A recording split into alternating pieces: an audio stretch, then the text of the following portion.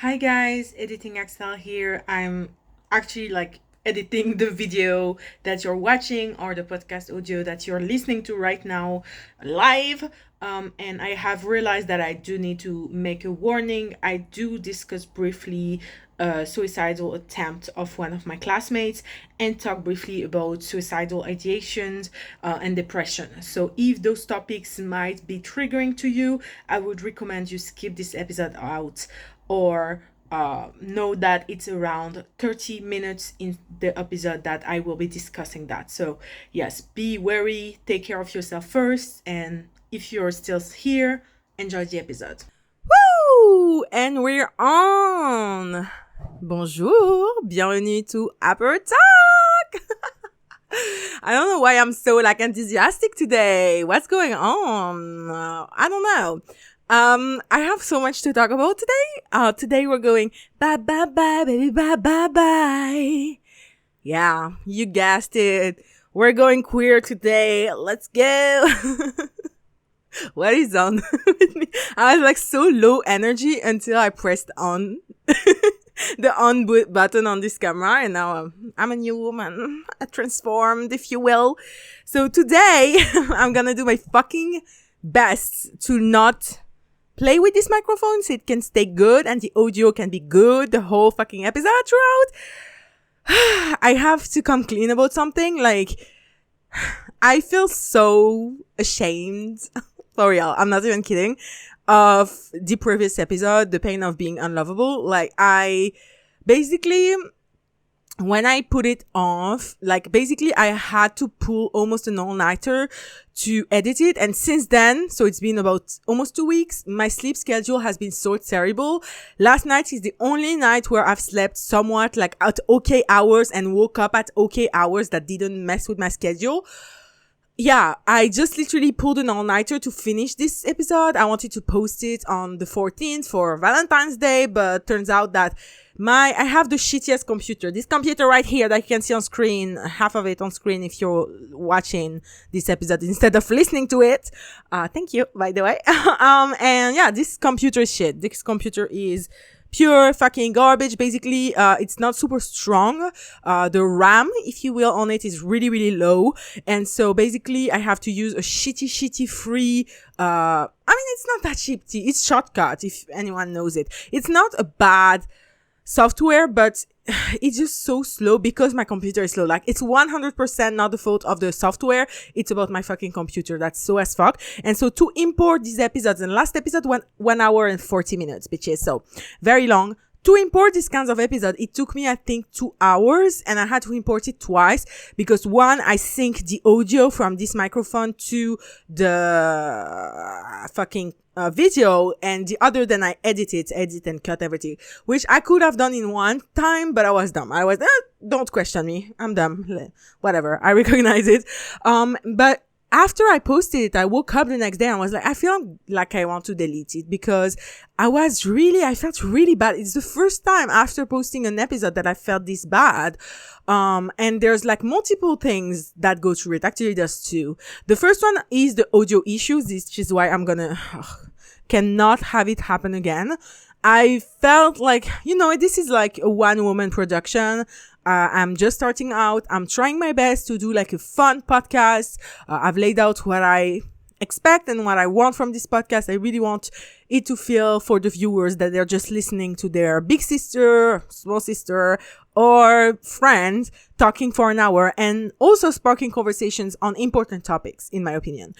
So that's what I want from this podcast. And the audio not being good, really disappointed me because it's such a dumb mistake too. So I just pissed off about it. But then I realized, I'm putting so much emphasis onto it. I was hyper focusing onto it. And when you hyper focus on something, usually it's not about that one issue. Usually it's about something deeper, right? And I realized it's because I felt so vulnerable posting this episode. I felt wow, this is really making me look like a fucking loser because so much of our worth as human beings, but especially as women, is placed on being desirable to men, but also having a relationship. And it's I realized that, oh wow, I really was vulnerable and I was uncomfortable about having shared these things in the episode. And so when I like went to sleep after posting this episode, it was at 9 views. And then when I woke up, I was like, okay, I'm going to go delete it. And I will re-record it with better thoughts. Also, I didn't fully agree with all of my thoughts. I'm going to talk about it in 1 second. And then we'll go on to the Apero and actually the queer topic of this episode.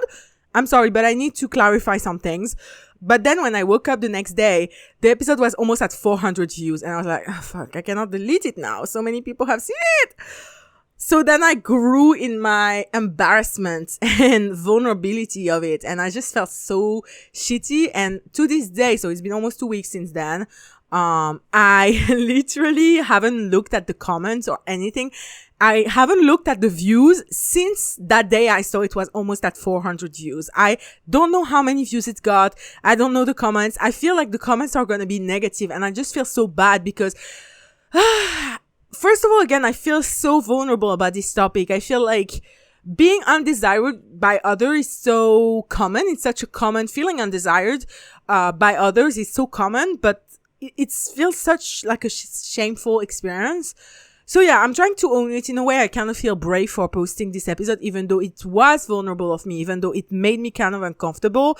So for now, I'm keeping it up.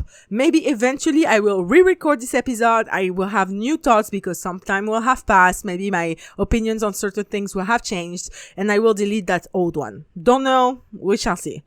There are some things that I said in this podcast. The thing is, everything you see, like everything you hear from this podcast, episode from episode, is what I'm thinking in the moment. I'm just speaking what I'm feeling in that moment. So nothing is really, a lot of it I've already talked about it to myself before. I've already processed it. That's why I'm putting it in a podcast episode. I wouldn't go on a topic, like make an episode on a topic that I haven't processed by myself beforehand, because then I would say the most random fucking shit, and that would be just a terrible episode. It would mean nothing. It would just be gibberish at this point. So I have thought of everything I say on this podcast. However, it's still off the cuff. Okay. So I feel like some opinions when I was editing because when you see or hear an episode of this podcast, I've listened to the same fucking shit about 5 times before you see it. Minimum 5 times. Okay. And so I know what I said, okay? Now I've kind of tried to forget it. It's crazy because I can remember what I said in the other episodes that came before it. This app is a blank. Like, I feel like I'm so ashamed of it that I've like completely blanked it out. Like, I don't remember shit. But I do remember that I feel like the opinions I expressed about people who are in a relationship were maybe a little bit harsh and don't actually reflect what I really think in real life. So I do want to justify this, and then we'll get on to the actual episode. I'm sorry. But I do think that having a relationship is an amazing thing. I do think some people's life is greatly bettered, and not just like 10% better. It's like 50%, 60% better because they are in a relationship. Because some people, as I said, don't have that much going on, no shade or anything. And so I do think that having a partner to share their kind of boring, sorry, or love life with is really, really good for them and makes their life way more interesting. Also, I do think a good partnership adds so much to your life in terms of intimacy, in terms of growth, in terms of building each other up. So I feel like maybe my opinion on relationships that was portrayed in that episode feels like relationship sucks. Everyone is in them just because they are afraid of being alone. A lot of people are in relationships because they're afraid of being alone. But the thing is, why people, and even women to this point, women who are constantly abused, gaslit, and all of these kinds of stuff by men and even if it's not a toxic relationship, they still do most of the chores, most of everything in the relationship. They basically carry the whole relationship on their back most of the time. Once again, I'm using the figure of generalization. Don't come for me. Well, even then, women continue to get in relationships. So surely there's things that you gain from it. And absolutely. So I don't want, I need to rectify that. I don't think relationships are bad at all. I do think a lot of relationships are a little bit forced. That was more so my point. So yeah, I'm sorry, I still haven't read the comments. Maybe no one cared about what I said about relationships, but I felt like I needed to rectify it, because I just felt a little bit bad. I felt like my words were a little bit harsh, perhaps, and felt a little bit too like there's only one side to the story and one side of the coin, and what I'm saying is true. I don't think so. I think your relationship with someone is not a one size fits all, and what will make you happy and what will be the best relationship for you will not be the best relationship for your best friend or for your sister or for whoever. Okay, so that's what I wanted to say. I don't really like this podcast episode. I will see the views when I upload this new one, but yeah, I was just like really, really ashamed, and I kind of wanted to come clean about this because I feel like shame is a really, really good feeling to make you understand yourself more and understand why am I feeling shame. And at first I was like, it's these audio issues. Of course, these audio issues make me look bad, make me look unprofessional, and I don't like it at all. But, more than that, I realized it's what I was saying. It's what I was saying in front of fucking strangers. It was me bearing my heart in front of everyone. About a topic that honestly to this day, I think it's the number one topic that I'm the most ashamed about in life.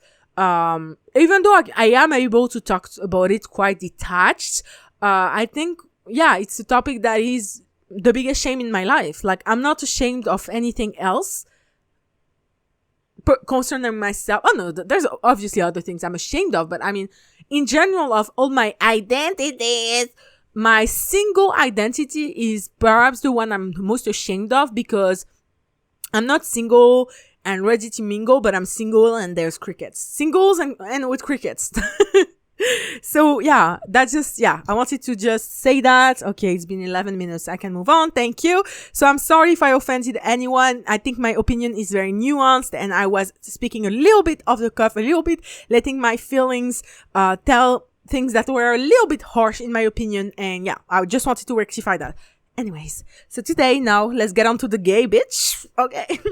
So today we're having a non-alcoholic apero, because yes, I really want to dismiss the idea that aperos have to be alcoholic. I know I've presented it that way, but no, today I didn't want to drink, and also I forgot to buy a drink at 7-Eleven, and my vending machine in my building only sells non-alcoholic drinks. So today we are trying, I think it's a Korean drink. I was going to say, is it Chinese or Korean? It is absolutely Korean. It's called Tansulu? No, Tansangu. I'm sorry. I think so. Tansansu? Girl. Why would they block their title? It's called Yummy Love.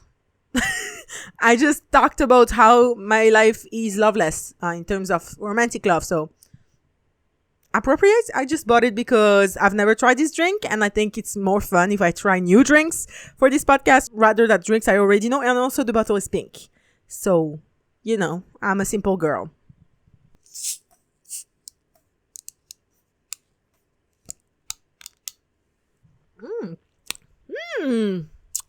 Oh, actually I like it less now that I've swallowed it. Oh my god, that's what she said, I guess. No, it's kind of like the Fanta strawberry that's here in Thailand. It's one of my favorite drinks here, but not carbonated. But the aftertaste smells like those raspberry or strawberry chewing gums. Okay, Tansansu, I'm sorry, but I will not be buying your Yummy Love again. Sorry. And for the snack, do we have a microwave snack right now? It looks really bad. So these are microwavable croissants, like the Americans say, croissant. Let's repeat after me. Croissant. Very good.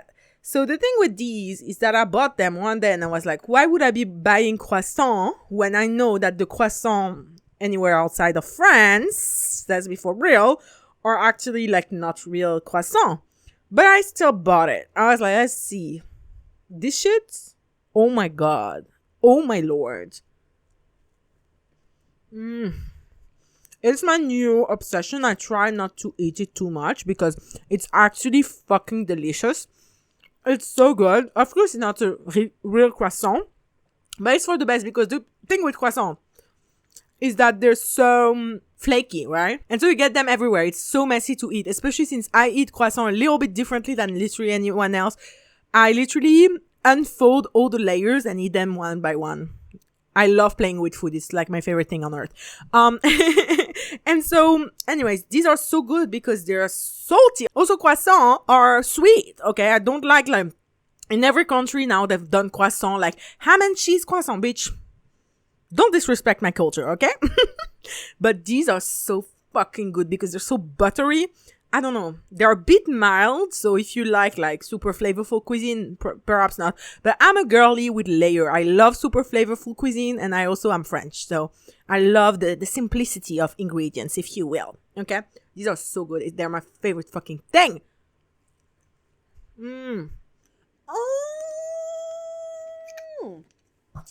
Oh my lord. I put it together. There's a watermelon at the back of the bottle.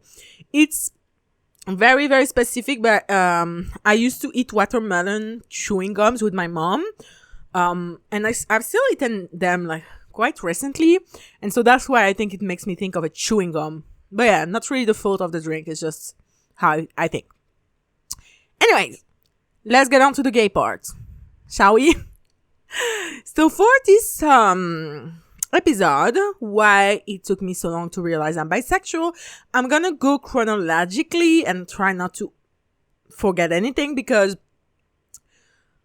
there's like, obviously when I was a super, super young kid, there's basically nothing going on. And then there's a little bit going on and there's a lot going on at once. So, okay, follow me.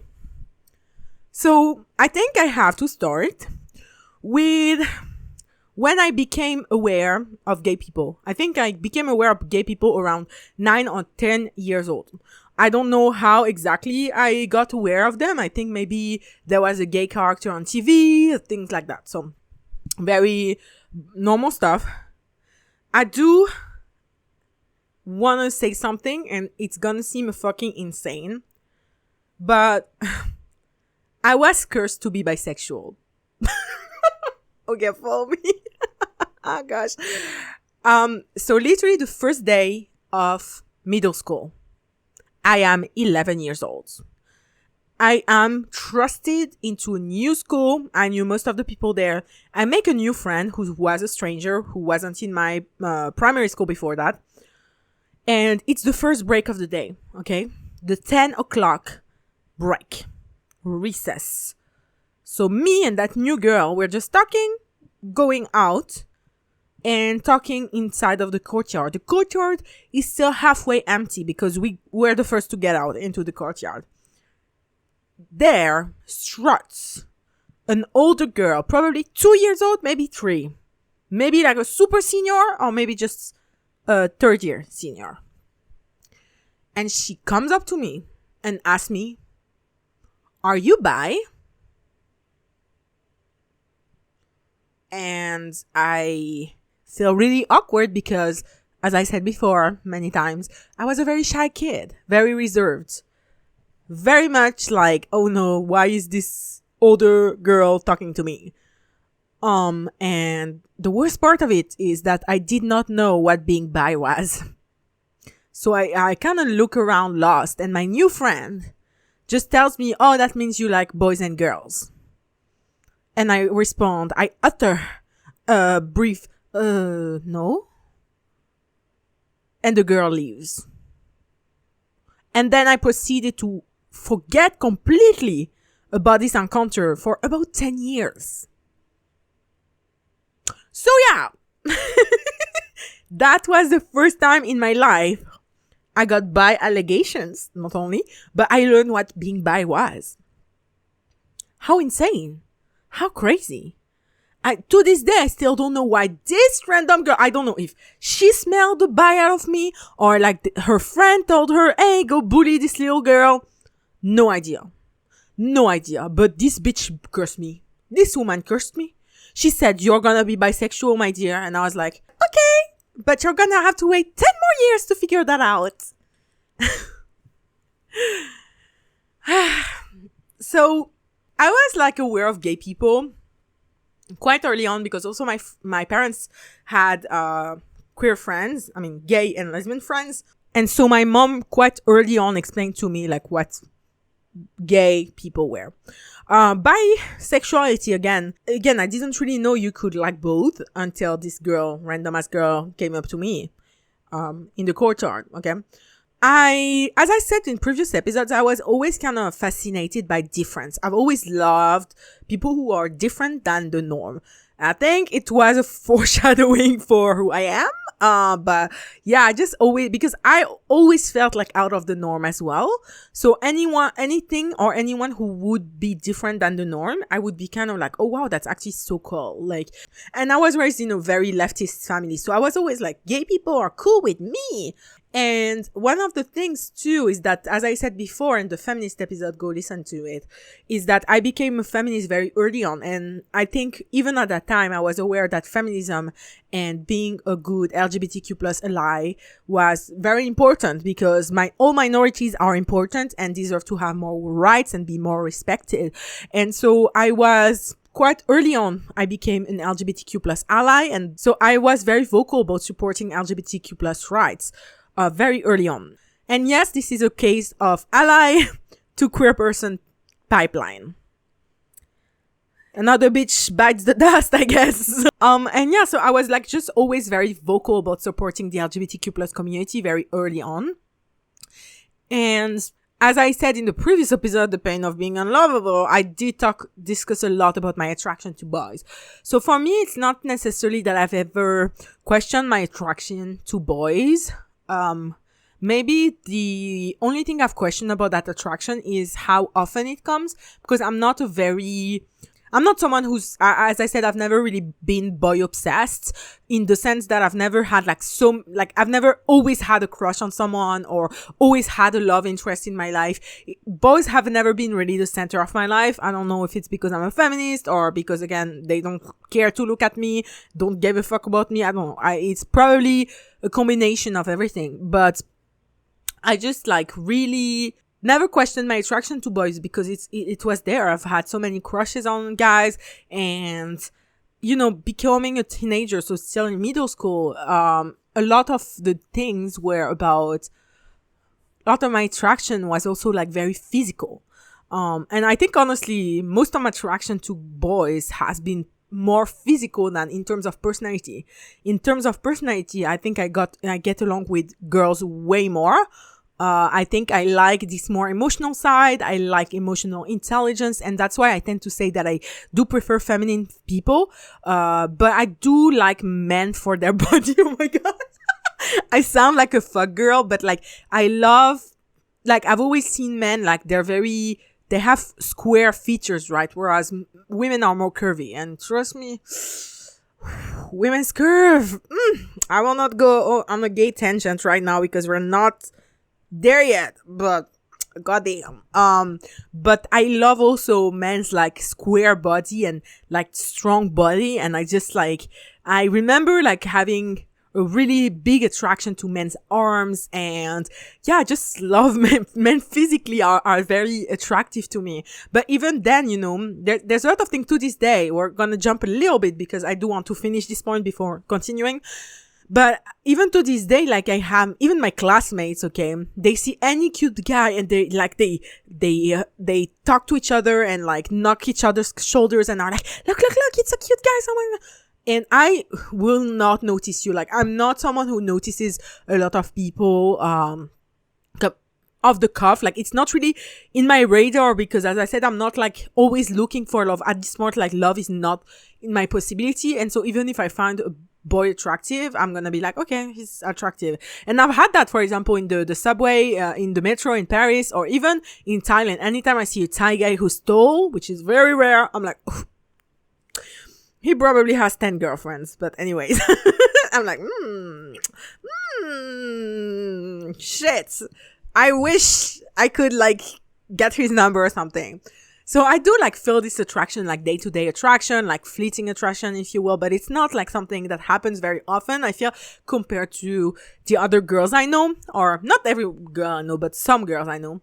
And so, yeah, I think I've never been really insecure in my attraction to men, but I've been attraction insecure about like how often I'm attracted to men. Like, do I like men enough? Like, is it enough of my focus to be like always thirsting after a man? But yeah, I think, for a long time I questioned if I was like demisexual. Demisexual being that you are expressed like sexual attraction or feel sexual attraction only to someone that you know well and have created a special bond with. But it's not the case, because not to be thirsty on men, which is this episode is gonna be thirsty, okay? Mostly about women, but now we're talking about the men, because I had not discovered myself when I was in middle school. And I was just like, I do experience sexual, let's just say I do experience sexual attraction to men, random men that I don't know. That's all I gotta say about that, okay? I'm not demisexual. I'm not very focused on love. I think it's become a habit. I think if you take the habit of always having a crush or always having a love interest or always having a guy in your life that you're either talking with, dating casually or not, like, of course it's gonna become your habit and it's gonna be so much easier for you. But if you're not used to it, like me, for me it's not my first priority, and it's not my second or third, you know, it's in the bottom of my list. Okay, my to-do list for the day, thirsting after men, except for Thai actors, this is always my first priority. But apart from that, yeah, it's just not something that really is super important to me. So anyways, to go back to middle school, another important, I think, part in my development as a queer teen that didn't know she was queer was that I basically in 2013, so I was about 14, we passed a same-sex marriage law in France, and it was a very big deal. And there were protests on TV that I saw were happening, which was called, it's so ironic, that title, it was called La Marche pour tous, which is the March for All. You would think that was the gay side, right?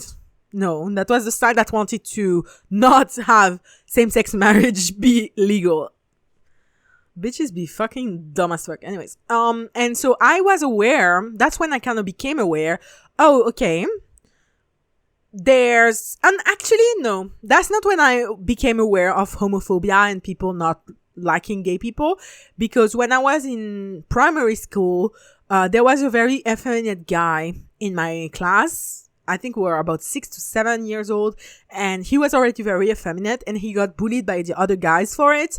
And I think that's when I understood, oh, if you don't conform in terms of gender norms, especially as a guy, you will suffer. Oh my god, I just thought about another thing I need to talk about. Okay. In terms of bullying for being gay, there was also this girl. And this is a really traumatic story, okay? I just remember it because I think I sometimes forget about it, and then when I remember it, it's like a shock all over again.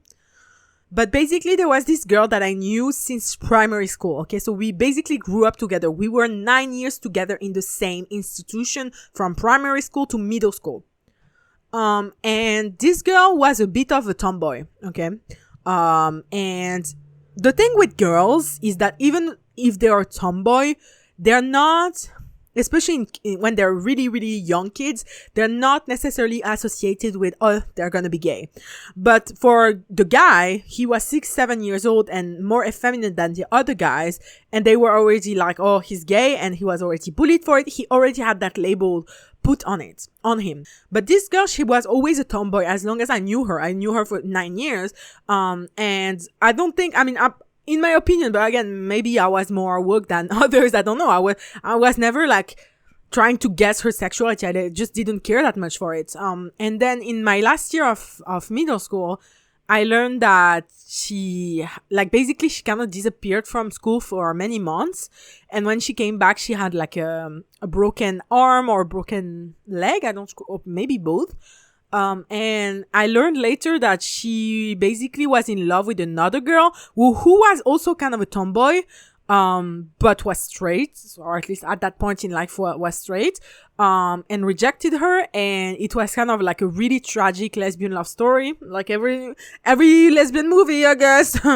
And I'm laughing because it's actually, I think it was a really traumatic, I know it was a really traumatic experience for her, but for me, when I learned that, I think it really shaped my perceptions of some things. And I learned that basically the reason she missed class for so long was because she tried to commit suicide by jumping in front of a car. And yeah, it really, and she was also getting bullied by other girls from being gay. That's what I learned. At that moment, she wasn't in my class. And when I learned that, honestly, I was so disgusted. Because at that point, I was already a very big feminist and big LGBTQ plus ally. And when I learned that, I was like, that's so fucked up. But this girl, I knew her for 9 years, you know. And I was just so heartbroken to learn that she tried to take her life just because she was gay. And I'm very, very glad to say that she's still friend with a friend of my best friend. And I've had news of her. She's still alive. She's still kicking. She's accepted herself for being gay. Like, things are better now. It's been years.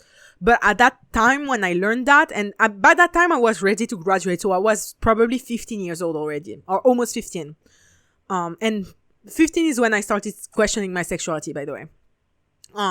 And I was just like really shocked to learn this story. And to this day, like, it's one of the stories that has had the most impact on me, because, you know, I've suffered with depression and I've been suicidal before, not because I was queer, but yeah, it's topics like that are very sensitive to me. And people feel like they gotta take their life because, you know, for me, it's because I felt so purposeless, like my parents and friends' lives would be better without me.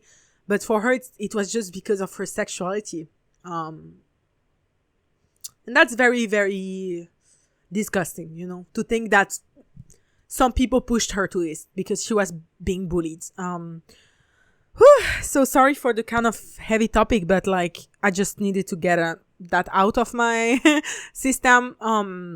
So I was aware that people were getting bullied for being gay, or at least looking gay, in the sense that they were not conforming to gender norms. Okay. I was never bullied for being queer. I've had very little bad experiences about being bisexual. And I've always conformed to femininity quite a lot. I would say the only thing that makes me non-feminine are my height, my weight, and my voice. I have a low voice, okay?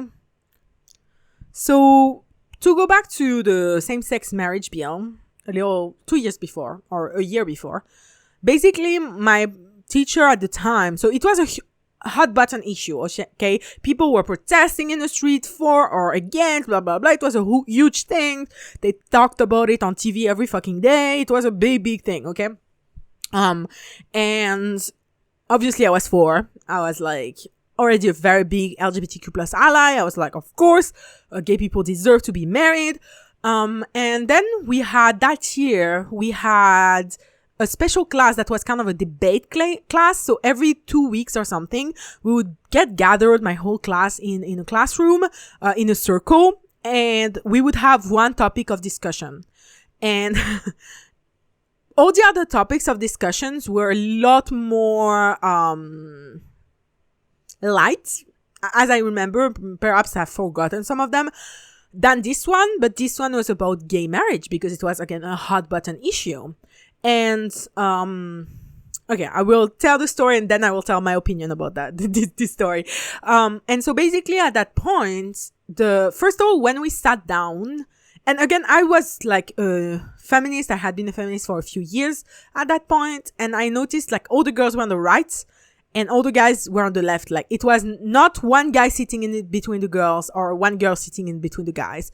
And this was something I had already observed a long time ago, is like how segregated the genders were.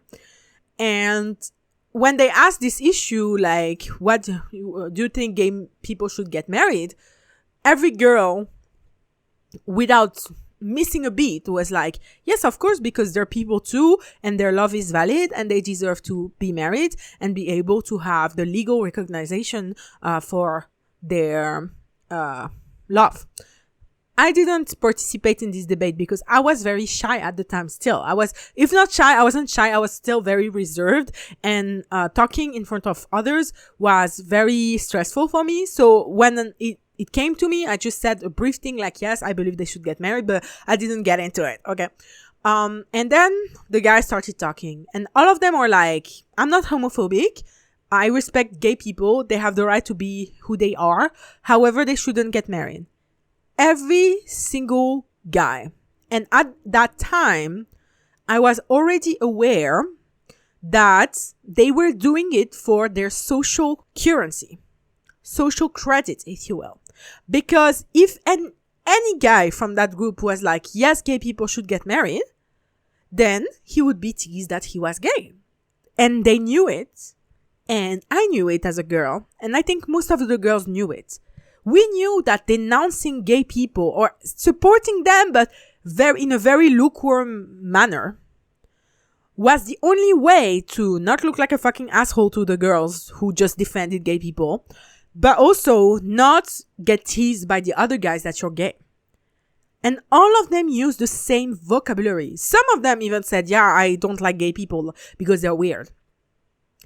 And this debate really shocked me and made me really uncomfortable at the time, because I was aware that it was not okay for us to discuss it. I remember sitting in that fucking circle and being like, statistics are that 1 in 10 people are gay. We are 31 students in this class, so at least 3 people are gay. I was one of them. So it must be really harsh for them to hear that. Thinking on the fly, I knew already that this was not a good thing, because we're not discussing things that were either like super big concepts like the democracy or something, or something super specific like, I don't know, the trolley problem or whatever. We're discussing real people's lives, and this fucking same-sex marriage bill would impact us as students, because statistically at the time they said 1 in 10 people was gay. Nowadays it's 1 in 6. So the thing is, we were at least 3 to 6 or 7 people in that classroom that were queer as fuck. Okay, so the thing is, like, we saw our rights being discussed like it was another topic. And we didn't have a topic like, is racism bad?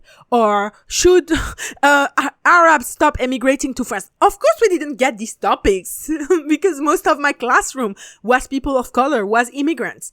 I'm an immigrant's daughter myself, okay? Even though I'm not Muslim. So I'm just like, it was just honestly very shocking to me. Even at the time, I was like, why is this going on? Like, we are discussing something that will affect us, even if you're not gay, but we all know queer people around us. Everyone has a queer person in their life, even if there's the straightest person ever and very conservative and very like unaware of society or whatever. They all have queer people around us because we're everywhere. I believe that honestly, most people are queer in one way or another. So I was very upset at that, to be honest. And it was another thing that told me, okay, so a lot of people don't accept queer people. And at the time, it wasn't queer people. The word queer wasn't used in English and not even in French. Now, queer is used in French very regularly as well. It was not the case at all. It was just gay people, gays and lesbians. Trans people, crickets. Bisexual people, maybe they existed, but they were kind of a fantasy, kind of a whatever, like they were not real. So now we get to the end of my middle school experience. So between middle school and high school, I discovered the world of American TV shows. I became a geek, a huge geek. And this was a turn in so many aspects because first of all, I became obsessed with gay couples. I had a very fetishizing phase, and honestly, I could do a whole podcast episode on that. So I probably will, to be honest, because I have so much. I actually, at some point, I plan to make it a video for my main channel, which is Axelle Loves Thailand. probably gonna get passed out by this podcast at some point because I'm getting better views on this channel that I update 1 month in and than my other channel that I put so much effort on. So my podcast is probably gonna become my main channel very soon. But anyways, and so I became obsessed with gay couples. I discovered Klein from Glee, so Kurt and Blaine. Kurt and Blaine were fucking revolutionary. Okay, I don't care what you think about Glee. Glee, to this day, I believe it was a really fucking good show. I don't care what you say. But even if you hate Glee, whatever. Kurt and Blaine as Glee were the first teen couple to have a same-sex kiss on primetime TV. Glee was hugely popular, okay? When season 2 was airing, I think it was getting about 20 to 30 million viewers an episode. They literally did a concert right after season 2, which is when Kurt and Blaine start to become a couple, after it, because it was so huge and popular, okay? It was a huge show. That show, Glee, was so important, okay, for queer people. I don't really care what you think about it. It's not to anyone's taste. In my opinion, Glee is really, really fun. It's a really good show. Every season was good except the last one. Even season 5. Some people say season 5 was bad. Don't agree. I think season 5 was actually really fucking fun. Season 6 was horrible. The worst thing of honestly I've ever seen on TV. It's so bad. But the rest was really, really good. And the queer storylines were super important. At the time, Santana and Brittany were also extremely important. I didn't like Santana and Brittany, I'm sorry. I was actually, I joined the Glee fandom while season 5 was airing. So I joined it very, very late. I joined it knowing that Corey Monteith had already passed. And actually that's what kept me from watching this show for, I think, at least 1 more year. But then I still gave it a try because of Kurt and Blaine, because I started hearing about Kurt and Blaine. I saw edits of them on YouTube. I was like, okay, they're so fucking cute. I love them. Let's go. So I became obsessed with Kurt and Blaine, and I was towards the end of Glee in season 6 because Kurt and Blaine and what was their name? Santani? No, Britannia. So Brittany and Santana, also got a double wedding, which was the dumbest fucking shit, whatever. Like, they should have both gotten their wedding shit. And because a lot of Klein fans didn't like, Britannia fans, and Britannia fans didn't like, because it was kind of a battle of the ships. For no fucking reason. But the thing, I never liked Brittany. I think she was the weakest character of Glee, honestly, perhaps the weakest, because her jokes never land. Like, I didn't like her, to be honest. I didn't like her at all. Santana was interesting. I know she's a lot of people's favorite character, and I'm like, no, what the fuck are you on? The best character of Glee, the best character of Glee was Kurt. I'm sorry for the girl. I'm gonna die on that hill. Like, Kurt was the only sort of consistent character in the whole show. All the other characters, especially Santana from one season to another, Santana was great in certain seasons. In others, she was such a fucking bitch, and not in the fun kind. I'm sorry. I don't like Santana. I don't like Santana, especially by the end. She annoyed the fuck out of me. But anyways, rest in peace, Naya Rivera. Like, that was tragic. But anyway. So this is not becoming a Glee podcast, but I'm sorry. I'm very passionate about Glee. I was a huge geek. But anyway, so I became obsessed with gay couples. And as I've said before, or maybe not actually, I actually, and one thing about me is that I am someone who likes to look deeper into things, and also I question things. So if I feel an emotion, I'm always gonna be, why do I feel like that? Or if I like something, why do I actually like it? I like knowing why I like things, okay? And from the get-go, I became obsessed with Klein. I watched Shameless from Galavich, they're a gay couple. I watched so many shows. You have no idea. Most of the shows I've watched, like the American TV shows that I've watched during that era, for 3 to 4 years was just because of the gay stuff. I literally watched Sense8 for the gays. Like, and thank goodness I did, because Sense8 is such a good show. It's the best show ever. I love it so much. And I met some of the cast, especially Lana, the director, while they were shooting the finale in Paris. Anyways, just random bragging. And so I, what the fuck was I saying? I became obsessed with gay couples. Like, I would spend literally all of my time either rewatching Glee, either writing clean fan fiction. It's an important detail. Write it down, okay? And or watching compilations. The number of British soap operas that I watched on YouTube in 360p just to see two dudes who are super in the closet and uncomfortable with being gay kiss. Like, I was obsessed with gay couples. I was obsessed. So literally I created a fan page, a claimed fan page on Instagram, and I also created my Tumblr. That's important as well, because my Tumblr is still the Tumblr I have today. Obviously, we have had some name changes and some demographic changes. But yeah, I was a huge Gleek and a huge claimed fan for about 2 to 3 years. Then I moved on, and at the time, for example, I loved Jude and Zero from Hit the Floor. Girl, I love this bitch's book. Why?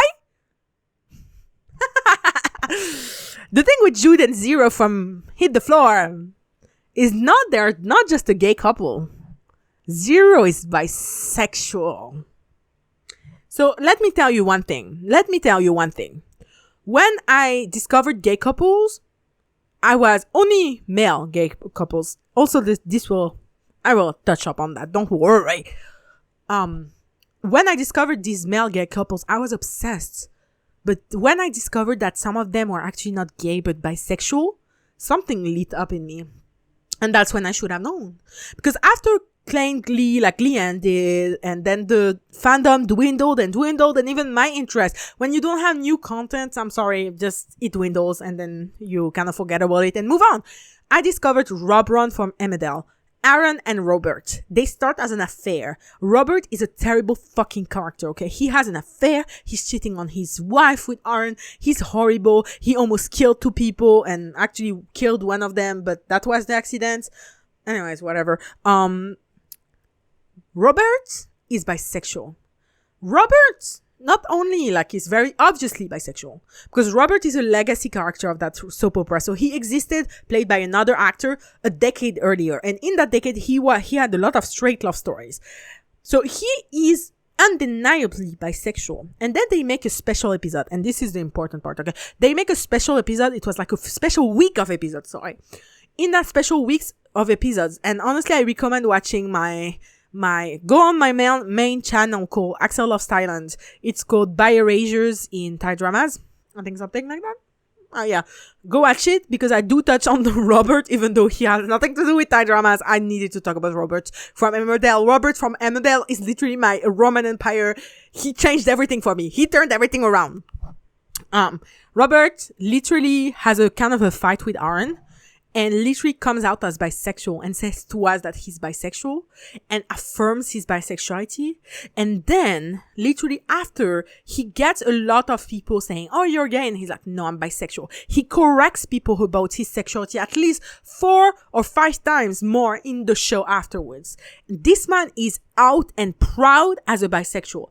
Girl, when I tell you I was obsessed with this character and this ship is really, they actually have a really beautiful development. Then they went to shit, but I quit the fandom before that. So I don't know what the fuck happened. I know Robert left or something, and yeah, anyways, whatever. Robert as a character, so important to me. And that's when I should have known. But I was just obsessed with Robert. And then I got into Thai dramas, and Thai dramas, they have a lot of bisexual characters, because most of the characters, they don't actually say their sexuality, but they will be liking women and then realize, oh shit, I'm actually in love with this dude. Like, that's the trope in most Thai dramas. So most of the Thai, like the BL dramas, especially from Thailand, most of them are bisexual. And my 3 favorite Thai dramas character are all bisexual. We have Te from I Told Sunset About You, also in my By Erasure video on my main channel. Go check it out. We have Kai from Theory of Love, a bi disaster, if you will. And third, we have Sean, a bi political activist. He's giving ferocious, he's giving impulsive, he's giving rough. Oh, that's my man. So yeah, these are my 3 favorite characters of all time, baby. All time. All of them bisexual. See a pattern? So now let's roll it back a little bit. When I'm 15 and I start being obsessed with these gay characters, And as I said, I've always felt so out of place, a bit different. I start questioning, am I gay? So I questioned multiple times, but it was also always very brief. Am I a lesbian? And I think it's very important in your development to ask yourself, am I a lesbian? Am I this? Am I that? Okay? I think it's very important. I started asking myself, am I lesbian? And then I remembered all the crushes I have for men, how I find men so fucking attractive. I'm like, I don't think that's it. I don't think that's it. So then I quickly shift into, am I bisexual? But that's weird because I've never had a crush on a woman. I've never even felt attraction on a woman. Like when I see a hot guy on my screen or in real life, I'm like, ooh, I got a little bit of shivers. But women, I don't feel like that. Like I just want to be their friend. You would think, okay, so you thought that and then that was the end of that and you realized you were straight and good, you've moved on. Wrong. Then ensued for the next 6 years from age 15 to age 21. Just questioning myself for 6 whole fucking years. How fun is that? So I start asking myself, like, why do I feel so weird? Like, why do I like gay men so much? Like gay stories so much? Also, I watch every gay movie under the sun. Every one of them, I swear to God. I was watching gay content all day, every day. That's literally all I consumed. And if I consumed straight content, it would be because there was a gay couple in the show, like for real. And I know that I'm not the only one who felt that way. And a lot of these girls are actually straight. My theory why this happened is I think there's 2 aspects. I think for straight girls, it's really actually good to see intimacy that does not concern them. I think especially if you're a little bit shy about having your first relationship or you feel like intimacy is a little bit weird for you, things like that. I think that actually seeing men, and like you're not a man, so you feel completely withdrawn from it. And also because you are attracted to men, it's hot. Like I think we can recognize that if you like men, seeing one man plus one man, 2 men making out or having sex or whatever is hot. I think it's okay to recognize that, just as it is okay that 2 women together are hot for straight men as well. I think it's normal. However, of course, there's the limit of acknowledging it or fetishizing it. And there were times where I felt like I did fetishize queer men, and I'm very sorry about that. Because the reason is, since I've come out, my relationship with this queer content and this gay content, especially, it has changed so much. On the other hand, too, as a queer woman myself, I think seeing queer intimacy, but that did not involve 2 women together, like was reassuring to me. Was something like it made me able to explore and see what queer intimacy looks like, again, without being involved. And I think that's the same reason why a lot of straight women love watching gay porn, even though like what they're doing is not something that works the same for straight women, right? Is because a lot of them have expressed that they feel like they're not seeing a woman perform. To be a woman is to perform. Isn't it that quote? That famous quote? And I think it's so true. And I think that's why a lot of the content that does not revolve around women is so actually loved by women. Because sometimes it is tiring to see, to be honest. Okay, we're straying a little bit off path, but I'm going to be quick. To be honest, for example, I watch a lot of Asian dramas. In a lot of those Asian dramas, the guy is super tall, the woman is super petite and small. I am not petite and small. I'm big and I'm tall and I have a low voice. Okay? So I am nothing like these girlies, and it's fine, but it's not, right? Because actually I've said, like, I've always confirmed to femininity, which I have. No one has really ever doubted my femininity. However, I have doubted my femininity because I've always felt like, oh, the other girls are so small. They don't take as much space as me. Like I feel so big and like I take too much space. And being a woman is not taking too much space because that's what you're meant to be as a woman, right? You're supposed to be small and dainty and not be seen and not be heard, right? That's how I used to think. So when I see these scenes in K-dramas and Thai dramas where the man is carrying the woman, and it happens in fucking American shows and Western shows as well, but in K-dramas and Thai dramas, especially K-dramas, it's almost always happens. Like it's always the man rescuing the woman. It's so gendered. And every time I see a man carrying a woman in a show, I'm like, no man will carry me like this. It's kind of sad, but for me, it's like also a reason why sometimes when I watch rom-coms, I'm like, oh, I just don't relate to this female character at all. Like, she has pretty privilege. She conforms so much to the beauty standard, and she has never had any struggle in terms of being attractive. Of course, some characters are way more relatable than others, but even in general, even if it's not supposed to be a desirable character, it's always played by a gorgeous ass like woman who's conventionally attractive. So even then, it's not believable, right? And I think that's the hard part in all of it, is that when I see straight romances, and I do love straight romances as well, and I am an advocate for it. I do think a lot, especially of Thai romance, like the K-drama romance, like straight romances have no problems being popular. Same for Chinese dramas, okay?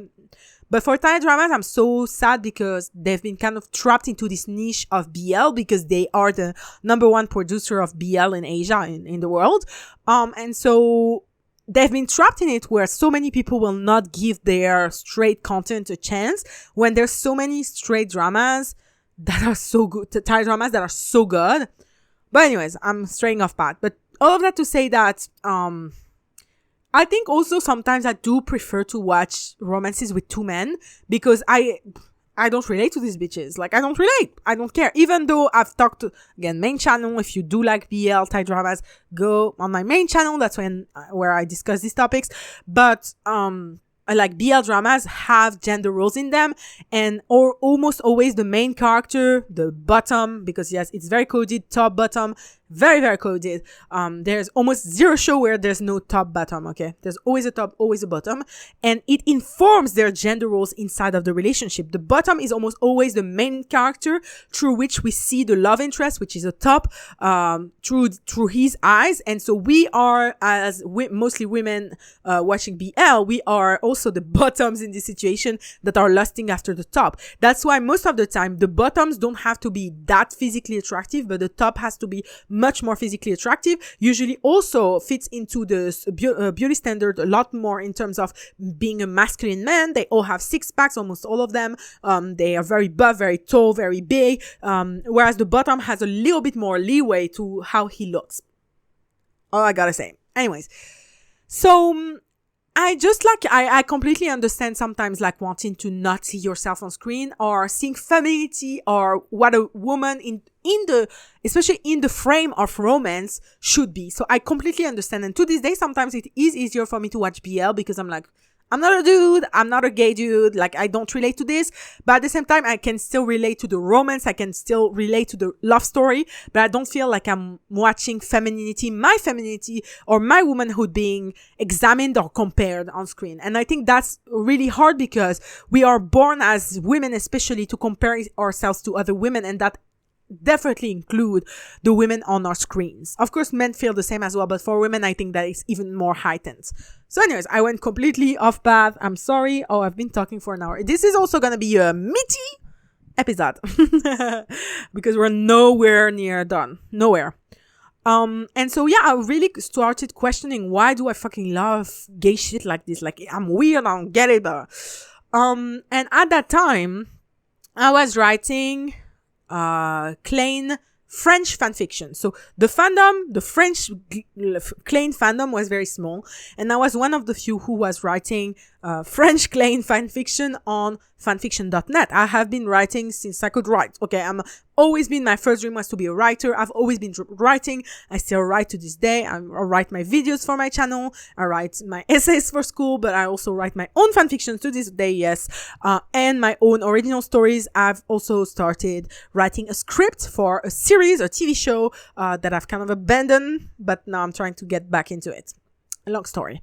And so I've always been writing, and at the time I was writing these plain fan fictions, and one girl basically added me and started chatting to me, and I chatted to her, and then we changed Facebooks, because at the time we just exchanged Facebook so easily at the time. And from that time on, I was about 15, she was 16, she was 1 year older than me. We became very, very close very fast. We would talk almost every day. She was pansexual, so that's also when I discovered, like, I already knew about pansexual people, but I like was friend with a pansexual person, and she was in love with another girl that she had met through fanfiction.net, except that girl was 20 or 22, way older, and that girl was super toxic. So at the beginning of a friendship, she breaks it off with that girl, and my friend that was 16, she had a lot of problems. Like, if you imagine every problem under the sun, like the cliches that you see in shows like Skins or Euphoria, she had literally all of them. Okay. Her life was really, really hard. And she would talk to me like as an outlet. And soon after she broke it off with that girl, she told me that she was in love with me. And I was like, oh, like, I'm sorry. Like, I don't think I like you like that. And I did use the word bi-curious, and also I wanted to talk about Glee for that, because I think Glee did a lot of good for the queer community, especially in terms of representation. But in terms of its bisexual representation, Britney being our only openly bisexual character on the show. Oh no, there was fucking Quinn, but she wasn't openly. Well, anyways, Britney, like, I should love Britney again. I'm obsessed with bisexual characters. I hate Britney. She was so fucking, I don't know. She annoyed me. Anyways, so Britney was our only bisexual representation on the show. And she was like the ditzy blonde girl, really dumb, really promiscuous. Like, she had sex with everyone super easy. Like, really a lot of bisexual stereotypes. And also then we had other storylines. We had Blaine considering the fact that he might be bisexual, and then being like, nope. And then they used the word bi-curious a lot. So I picked that up, and I told her like, oh, I might be bi-curious, because at that time I had started questioning my sexuality, but I wasn't sure what was up. So I rejected her, but we stayed friends, and we would still talk a lot, and we were very close. We would like send each other pictures and videos of our daily lives. And she wasn't from France, by the way. She was from Quebec. And anyways, I will come back to this friendship. Okay. At the time also, I started having my friends in high school that were a completely different group of friends from my friends in middle school, because I completely switched schools. It was further away, etc. And we talked also a lot about sexuality. One of the members of our group didn't know a lot about sexuality. So I remember literally making a little dictionary of sexuality and explaining each sexuality and explaining gender identity and things like that. And yeah, so as you see, I was really like very early on, everyone knew me as like the LGBTQ plus ally in my friend group. Like, I was very vocally supportive of queer people, and everyone knew I loved gay couple. They knew, like, I would be writing on my notebooks, like school notebooks. I would be writing my fucking plain French fan fictions during class when I was bored. So I was just like, everyone kind of knew that I was like the queer ally, like Talk Valentina. Yeah, that was me. And yeah, so I made it through high school, and high school, no bitches. I was depressed. I was like, high school was a challenge for me, really, really bad. And so basically what would happen is that I would just go from, I'm straight. No, maybe not. No, I think I might be bisexual. Am I bisexual? Question it for a few hours or a few days, and then come back. So I would be, I'm straight, I'm bisexual, I'm straight, I'm bisexual, I'm straight, I'm bisexual for 6 years. For 6 years. And I would always question it. Like, it would come and go.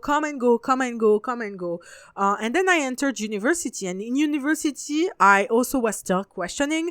One of my friends in university, was pansexual, I think, if I remember correctly too. I was just like, she was very, like, we talked about it, and I was just like always very vocally supportive. Okay, everyone knew I was all right. And one thing in high school though that I want to touch on is that a lot of people around the same period of time kind of came to confide in me that they might not be straight. And I found that very cute because I found that like some people were close to me, others were not that close to me. But I was found out really sweet that a lot of people came to me specifically. Like, I think people love to confess their secrets to me because I don't know. I think I strive so much to be such a supportive person that like, it's really, how to say, like people know that I can be trusting and can feel my openness and my non-judgmental nature. And so usually people tend to confess things to me very, very, very easily. Okay. Very easily. And so I remember a few of my friends like came to me, I feel like I might not be straight. And I gave them such like good advice, and I was very understanding, not judgmental at all. And I never talked about it to anyone else. Okay.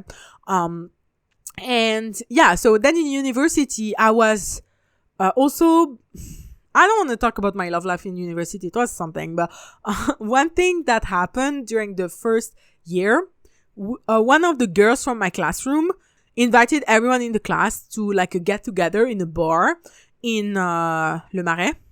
No, it's not Le Marais, it's Léal, sorry. If you're not Parisian, you will not know, but it's okay. And I went, and when I went to meet her and like greet her, in France, we do la bise. La bise is you put your cheek against one another, then the other cheek against the other cheek, and you make a, like, sometimes you can make mwah, mwah, but most of the time you don't make, you're like, hello. And that's it. Okay. And so she went to, and I thought she wanted to kiss me.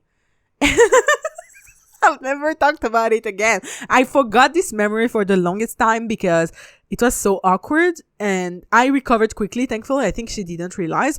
And I thought she wanted to kiss me. And the worst thing is, like, I was really about to kiss her. And it's not that I was particularly attracted to her. It's that I was so desperate to fit in because, again, I've always felt like socially, I don't know how to fit in, that I was like, I guess she wants to kiss me on the lips. Like, let's go. So we did not kiss on the lips. We did la bise normally. And yeah, so there were always little clues. I mean, the biggest one was that I was obsessed with bisexual characters, and also that I questioned myself for 6 years. Okay. And then we get into the year of of COVID. So 2020. 2020 is when I came out. So in 2020, I got a new phone, which is, where is it? Okay. I don't know where I put it. Still my phone. And because my old phone didn't have the capacity to have TikTok, I got TikTok for the first time. Okay. And on TikTok, obviously at first the algorithm is very basic, and then it caters to you, blah, blah, blah. On TikTok helped me do two things. One, like cats again, because I used to be traumatized by my grandmother's cat that hurt me a lot when I was a kid. And so I didn't like cats, and now I fucking adore cats. And yeah, TikTok force fed me cute cat videos, and now it's my whole fucking For You page, and I don't regret it. Love cats so much. And the other thing was that I started seeing thirst traps of very attractive women. Again, reminder, I'm still questioning my sexuality 6 years later. And I remember the way it started, that's the funniest fucking part. The period where I started questioning my sexuality again, right before I came out and fully accepted it, I had accepted that I was straight for a good 6 months prior. So 6 months before that, I was like, yeah, no, I think I've been questioning my sexuality for long enough. I think I'm straight. Like, I think I'm just trying to find a way to explain why I feel so different, but actually I'm just straight. Like, I've never had a crush on a woman. I don't find women of the street attractive, so I'm straight. So that's why I decided 6 months prior. Then I download TikTok, and I start seeing these thirst traps, and I start feeling something. And I start being like, okay, these women are really, really attractive, and not in the I want to be her way, in the I want to kiss her way. So I start being like, okay, So that's weird. And then I saw this one TikTok. This one TikTok was like, listen, if you've been questioning your sexuality for months, if not years, baby, I have something to tell you. You're not straight. When I saw this TikTok,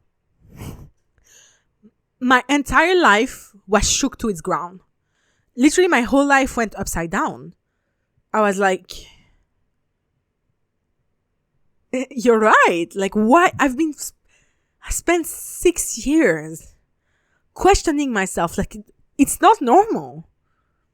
And a few days later, or maybe it was even in the same fucking day, because I'm a TikTok addict. I do scroll on that fucking For You page a lot. I saw another thing that was, if you think everyone else in the world is bisexual, baby, I have news for you. You're bisexual. And I was like, but that's fucking me. Like, I genuinely, for many years, thought that like everyone was just bisexual, but because being straight was easier. And honestly, I do still sometimes think that. I think sexuality is a spectrum, right? So if 1 is being super straight and 100 is being super gay, then there's so many people who are gonna be in between. But some people are gonna be a 99. And so because 99% of the time they're attracted to the same gender, they're not gonna want to get the bisexual label. It's easier for them to identify as gay. Same for straight people. If they're a 3 and they're attracted to the opposite gender people, 97% of the time, same thing. It's easier. You know? So I think a lot of people are on the queer spectrum because I think queerness is inherent. I don't believe, I mean, some people will, but I don't believe that most people will spend their whole life just being attracted to the same gender or opposite gender. I think most people will have a moment, even if you're like the gayest man on all earth, that we will find a woman attractive and want to kiss her, and not in a, I'm gay, I kiss women all the time way. That's my opinion. And I don't mean to say that gay people are not real and not valid. They definitely are. Okay. I think there's a lot of people who are gay. And once again, even if you're sometimes attracted to women, if you feel like gay is the best label for you, as a man, then that's totally fine. Labels are meant to make it easier for ourselves, but also others to understand who we are. So labels are something we decide to put words on, to be honest. And so just, that's my opinion. But yeah, I don't want this to be felt like I'm invalidating gay people, because that's not the case. I know gay people who say they're gay are gay. Like, I'm not trying to deny, like, oh, you're secretly bisexual. Not at all. I just mean to say that attraction is so complex and sexuality is such a big spectrum that I feel like a lot of people who say, especially that they are straight, are not. I'm sorry. But my parents are very straight. I used to be like, I think my parents are bisexual, like secretly, but no, my parents are the straightest bitches I've ever encountered in my fucking life.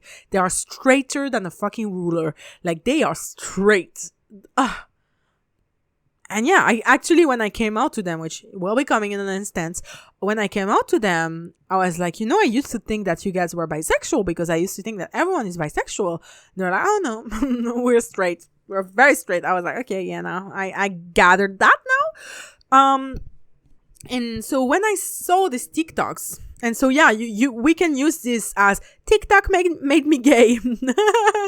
But yeah, it's for real. I mean, that's the tea. And so that same night, instead of going to sleep at 1 a.m., which is very early for me, very reasonable, I thought about that girl from Quebec again, who was in love with me and who I had a very intense friendship with for almost 2 years. And I went back on Messenger and I went back through our messages and I scrolled up, bitch, because we talked a lot. And I saw a video she sent me saying she was still in love with me. It was straight out of a fucking rom-com movie, bitch. Like, she literally sent me a video of her, like a horizontal video, not a vertical, not a like TikTok, like, no, a horizontal. Like, she filmed the whole fucking thing where she's crying and saying like, I still love you. I'm like, bitch, that's some gay shit if I've ever seen some. And then I scrolled through the messages, and I realized that even though I was always very forthcoming about like not being sure that I was like straight or bi or whatever, I realized that we had a very homoerotic, let's say, relationship. She would always be flirting with me. Always been saying like sexual innuendos and sometimes not even sexual, straight up sexual things to me. And she was like, if I come to Paris, I will kiss you. Like, I don't think I can resist. And I was like, I responded to her. I was like, oh, like, it's fine. We can kiss. She was like, what? I was like, yeah, I think I'm bi-curious. That's what I replied. And a lot of our messages were so gay. It was gay as fuck. It was the gayest shit I've ever read, to be honest. And I've read a lot of gay shit, as established already. And that night, it was, I spent like an hour or two reading our messages, and I was like, I'm bisexual. And when I like said it in my head, obviously I didn't say it out loud. My parents were asleep. I'm not gonna wake up my parents with my coming out, not yet. I felt a weight off of my shoulders, like lift off.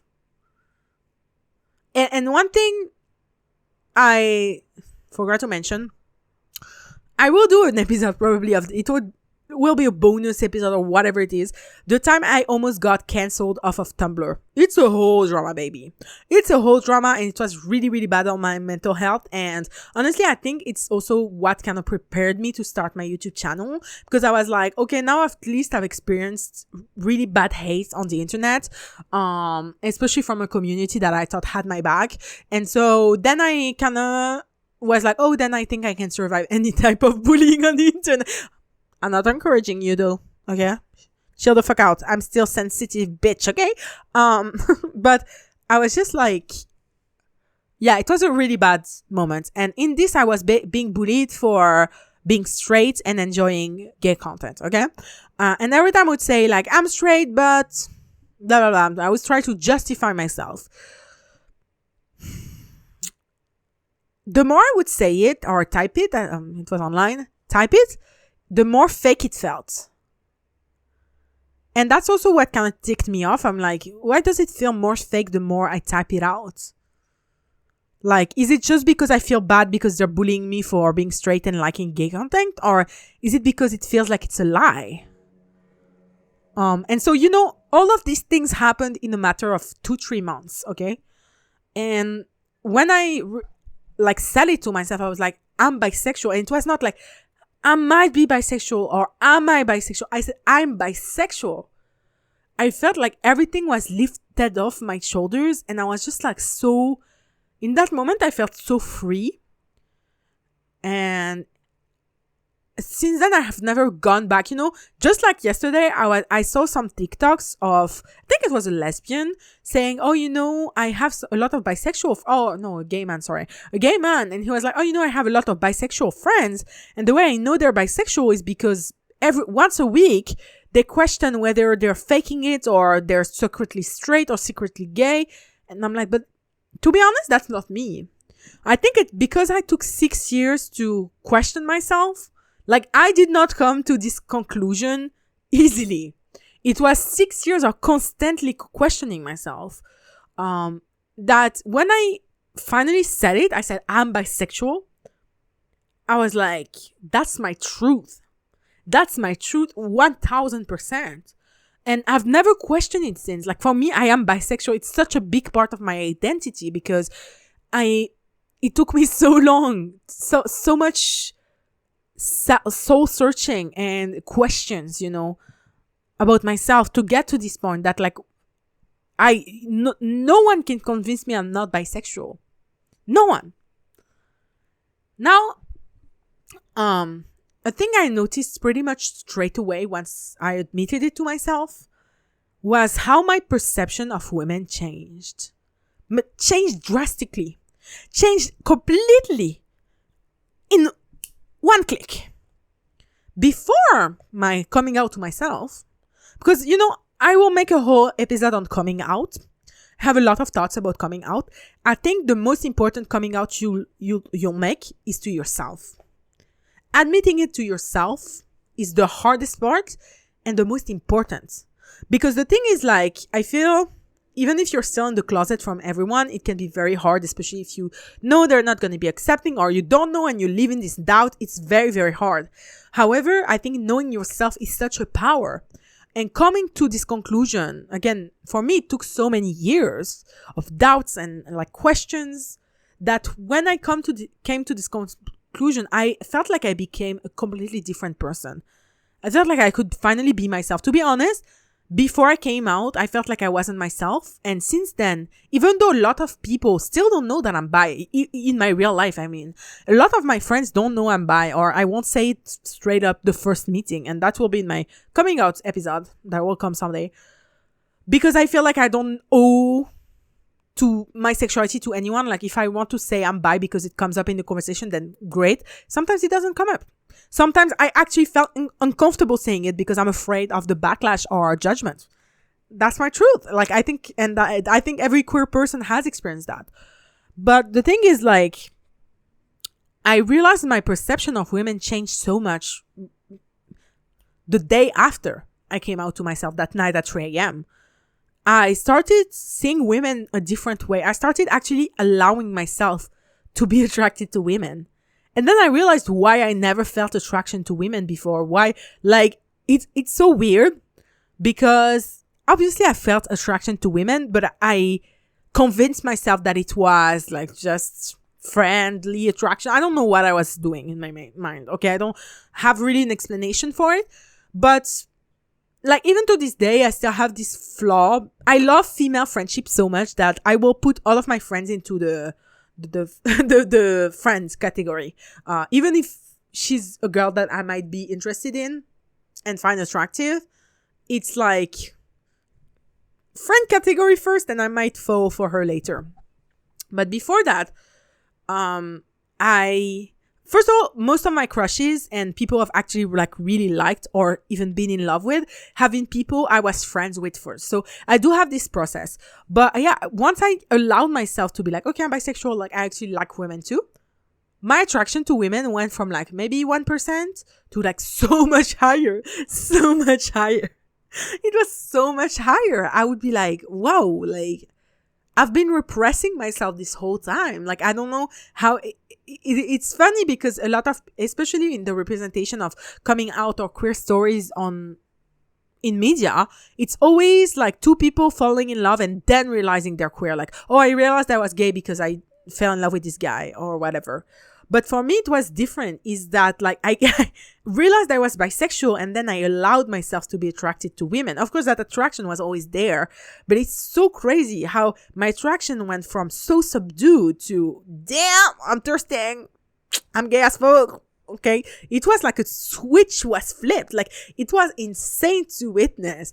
And I think it's crazy to see how strong the mind and the subconscious can be as well.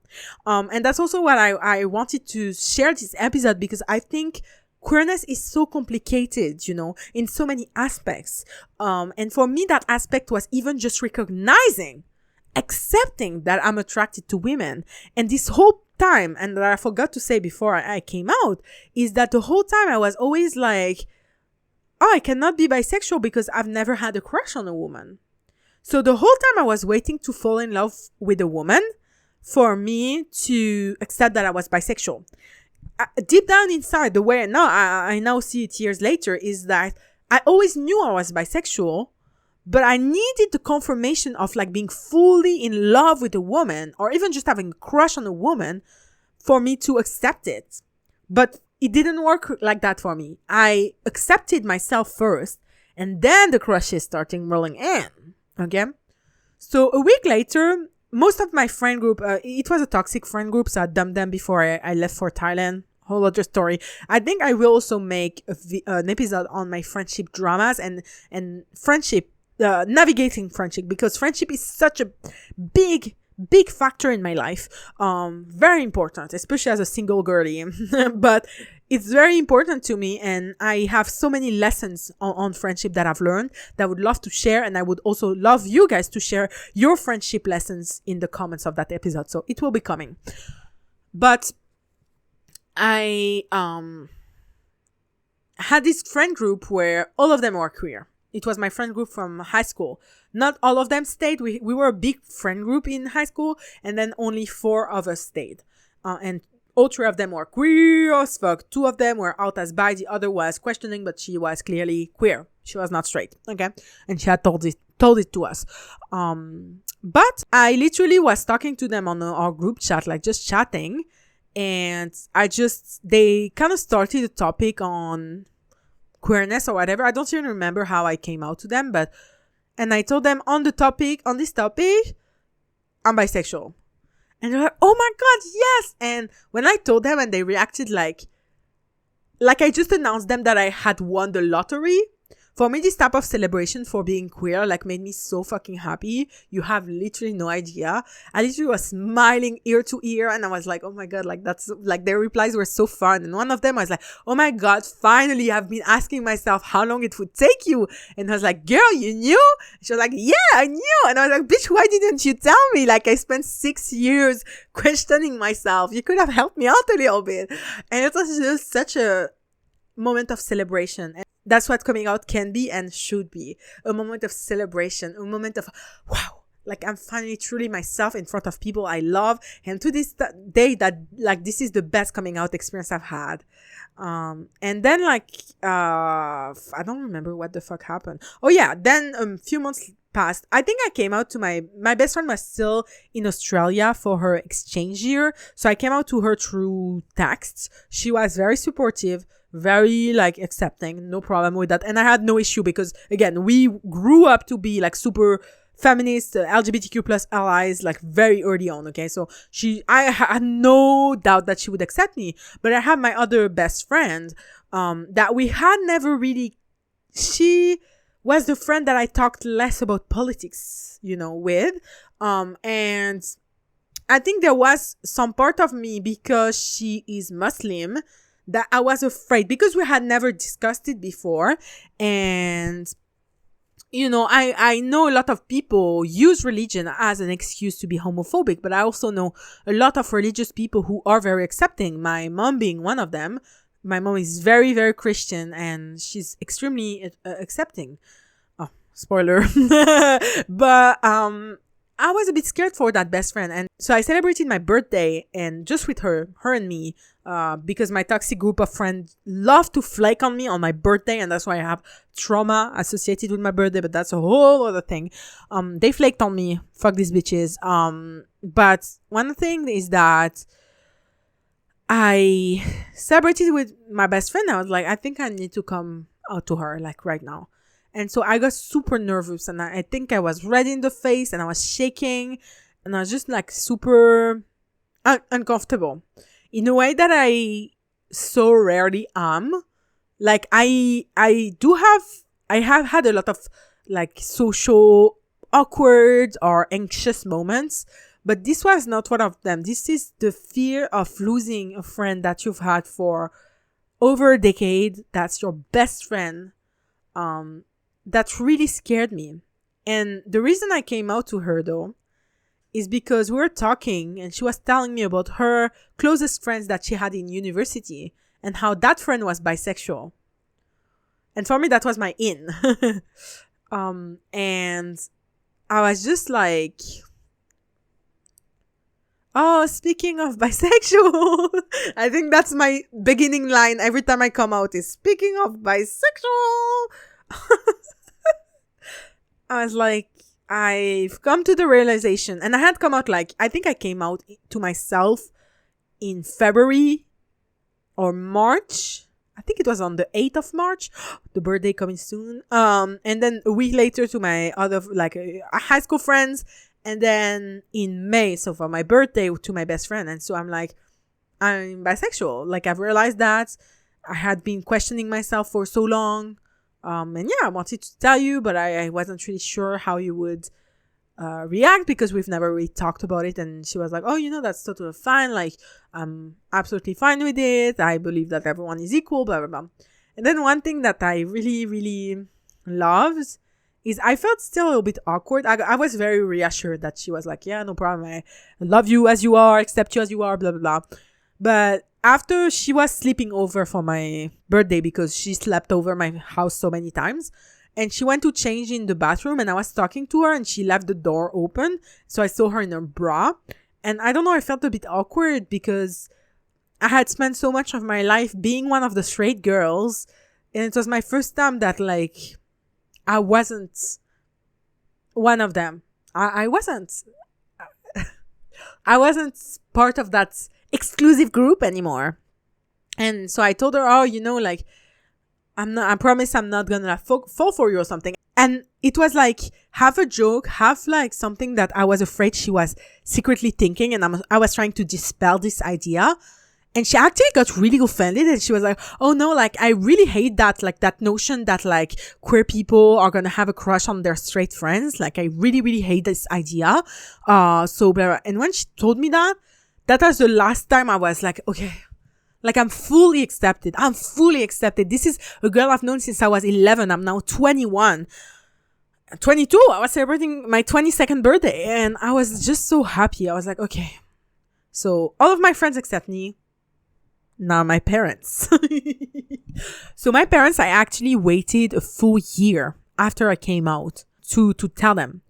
And so basically growing up, things that I've forgot.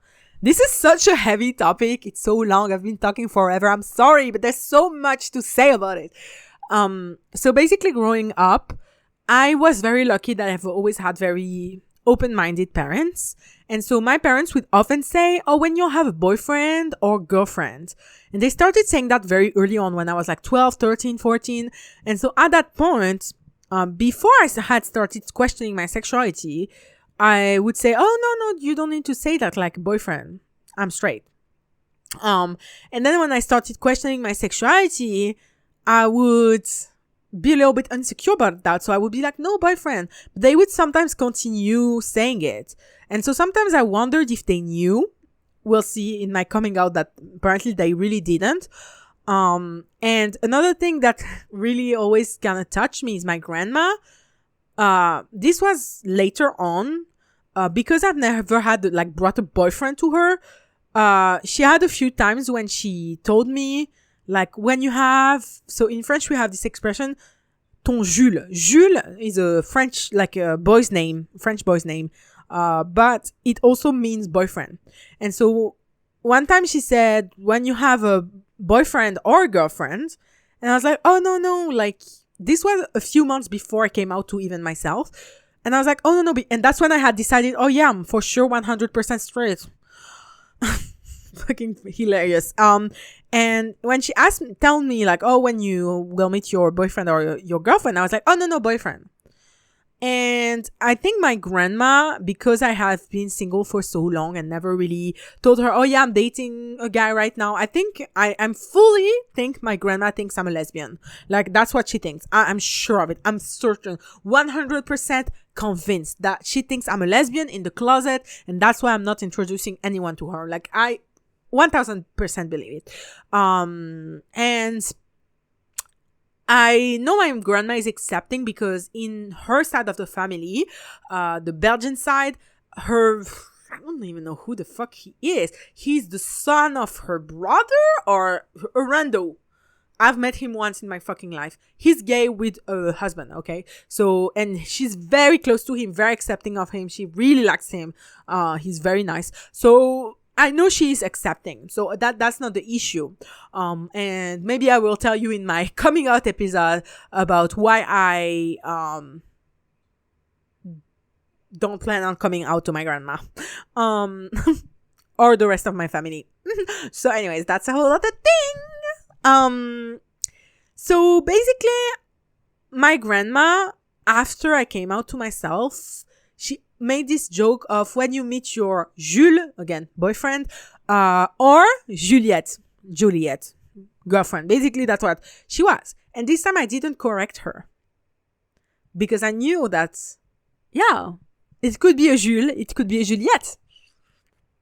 And I was like so happy about that. I was like, oh, wow, like she doesn't know shit. She probably thinks I'm a closeted lesbian. However, for me, it really comforted me. But then I was like, I'm never gonna come out to my parents because unless I'm dating a whole ass woman. But again, single as fuck, I don't know when that's gonna happen. And so I literally made my bi erasure video and knew it was gonna come out on my anniversary of me coming out to myself. So I think on the 8th of March or something. I don't even remember. But I literally made this video and planned it and everything. It was put on my channel and I knew it would come out on that day. And so the night before I was like, okay, that video is gonna come out. It's time for me to come out. Like I kind of forced myself into coming out to my parents. And it's so funny because I knew they wouldn't judge me or anything. But I think that's the hard part of coming out is you always have doubts. Even if you know the people around you are super open-minded, super accepting, super for LGBTQ plus rights, all of that. It's so like the doubts creep up on you no matter what happens. And so when I came out to my parents, I knew I had to corner myself into doing it because... And that's also in part why I made this video. I actually wanted to make this video. And to this day, it's my favorite, probably, yeah, my favorite video I've ever made on my channel. It's really good. Go watch it. But the thing is, like, I had to corner myself into, like, coming out to them because I knew that because I didn't have any incentive because I'm not dating anyone. So I'm not like, I don't have any incentive to tell them right now. But I also wanted to tell them because I knew that once I told them, I would feel like so... Okay, everyone I really care about and their opinion I really care about knows and has an influence on my life. So I literally, like we were talking and we were at the dessert. So in France, you always end dinner with like a yogurt or fruit. So I'm eating my yogurt and I start feeling really red, feeling really warm. Like my ears are like kind of ringing. Like I didn't feel good. I was like, okay, whatever, rip the Band-Aid. I knew they would be accepting, but I don't know. I was like, maybe, I don't know, maybe they're the kind of people who accept other queer people, but not their own daughter. I don't know. Even though my parents many times before were like, oh, if you have a boyfriend or girlfriend, I don't know. The doubts creep up on you. You cannot do anything about it. And so I start feeling like they could feel that I was not like, okay. And so I was like, yeah, I've realized that I'm bisexual. Like I like boys and girls, blah, blah, blah. And it got really quiet. And it's so funny because as I've described in other episodes, my mom is the talkative one. My mom is even more talkative than me. My mom talks a lot and is very loud. My dad is a very calm man. Very calm. Very, like, just very calm. Very, doesn't talk much. Talks in monosyllables, like really, really calm. But in that moment, it's my dad who spoke. My dad was like, oh, like that's totally fine. We love you. We want you to be happy. Like, I don't care. Oh, it's not that I don't care in that way, but I don't care in the sense that it doesn't change anything for me. I love you, blah, blah, blah. Like the classic answer that is cliche, but is nice to hear, to be honest. And my mom was really quiet. And then she was like, yeah, I accept you, blah, blah, blah. And I've never told my mom that. And she listens to my podcast religiously. So she will definitely talk to me about it. But I felt like a weight also lift off. But I felt like my mom didn't fully accept me in a weird way. I don't know. The way she got quiet, and we talked about it, and I was like, oh, I thought you guys knew. And then I told them that I used to think that everyone was bisexual. Then I realized they're the straightest people on earth. And they laughed about it, and it was okay. I was still very shaky, and I was like, it was a big moment for me, a big deal, and at that moment, I was really reassured. And at the same time, because my mom got so quiet, she's never quiet. That woman is never quiet. I feel like she needed a lot of time not a lot, but some time to process it.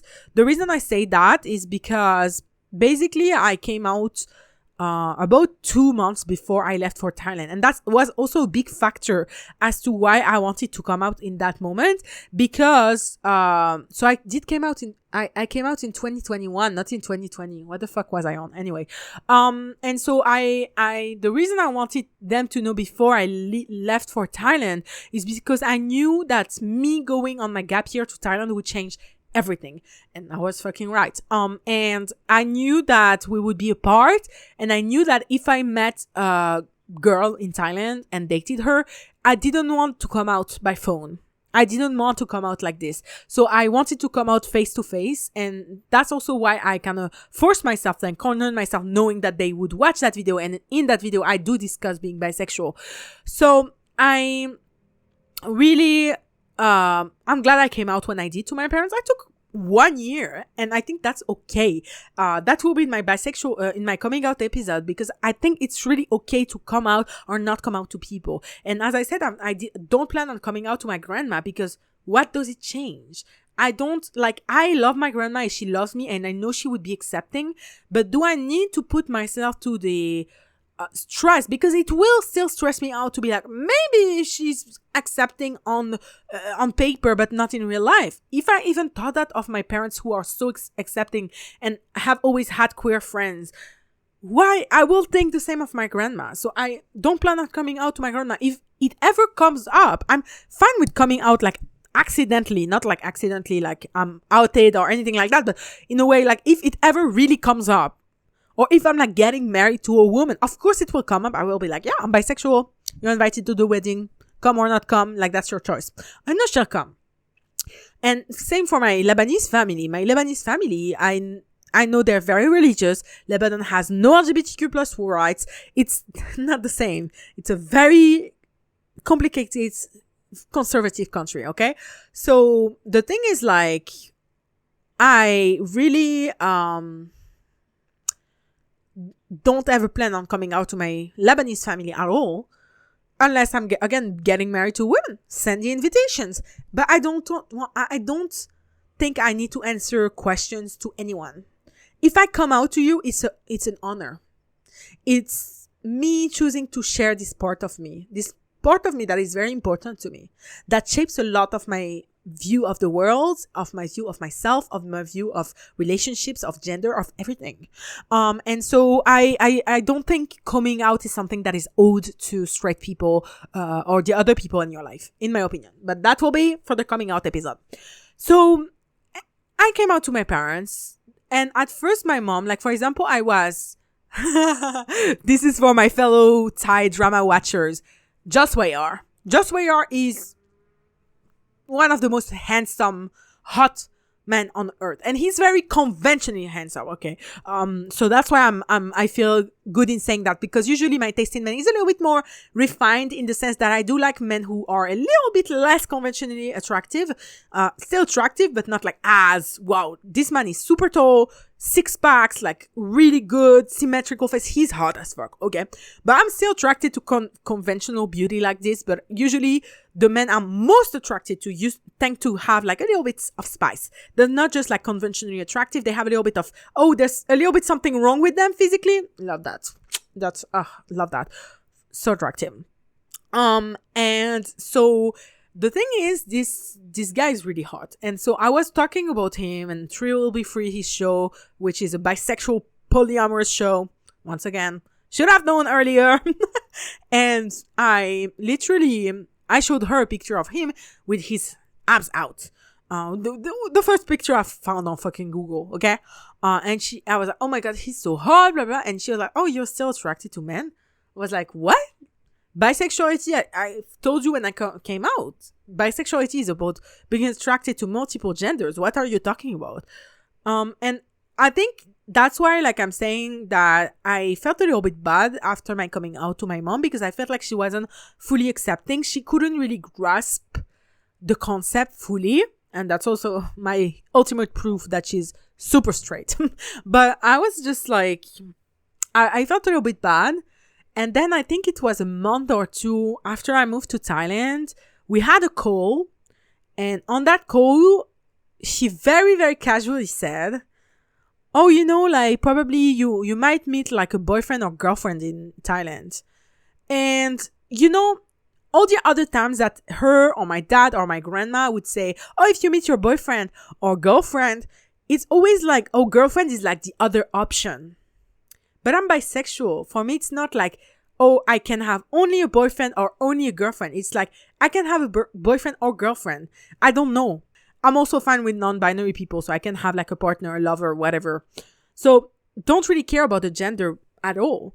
And the fact that she said it in one sentence, it's not like boyfriend or girlfriend. No, it's boyfriend or girlfriend. And she said it so casually. I felt like, okay, now I feel like my mom accepts me 100%. Like she gets it. She gets it now. And yeah, since then I haven't really talked about it so much with my parents. Like they still, sometimes I will mention it, but yeah, it's been really, really great for me that all of the people in my life were accepting of it. It's really, really great. It's really amazing. And I will try to wrap it up because, oh gosh, that's gonna be the longest episode ever. But I think it was a really important episode. And if you're bisexual or queer of any kind, please share your coming out stories to yourself and then to others as well. I think it's a very interesting story to have. And then about almost a year into my gap year in Thailand, I got a very strong crush on one of my friends, girl friends, and who was queer as well. And it was really, really nice because it was, after all this time, I do think like actually liking a girl, like not just, wow, she's so hot, I really want to kiss this bitch. But actually liking a girl, like I want to date this girl, was so nice to me. I was like, oh yeah, like that's the last confirmation I needed. Like I am bisexual for sure, 1000%. There's no doubt about it. And yeah, to make the long story short, this girl, I really thought I would like date her. I thought she liked me too. I'm not her type at all.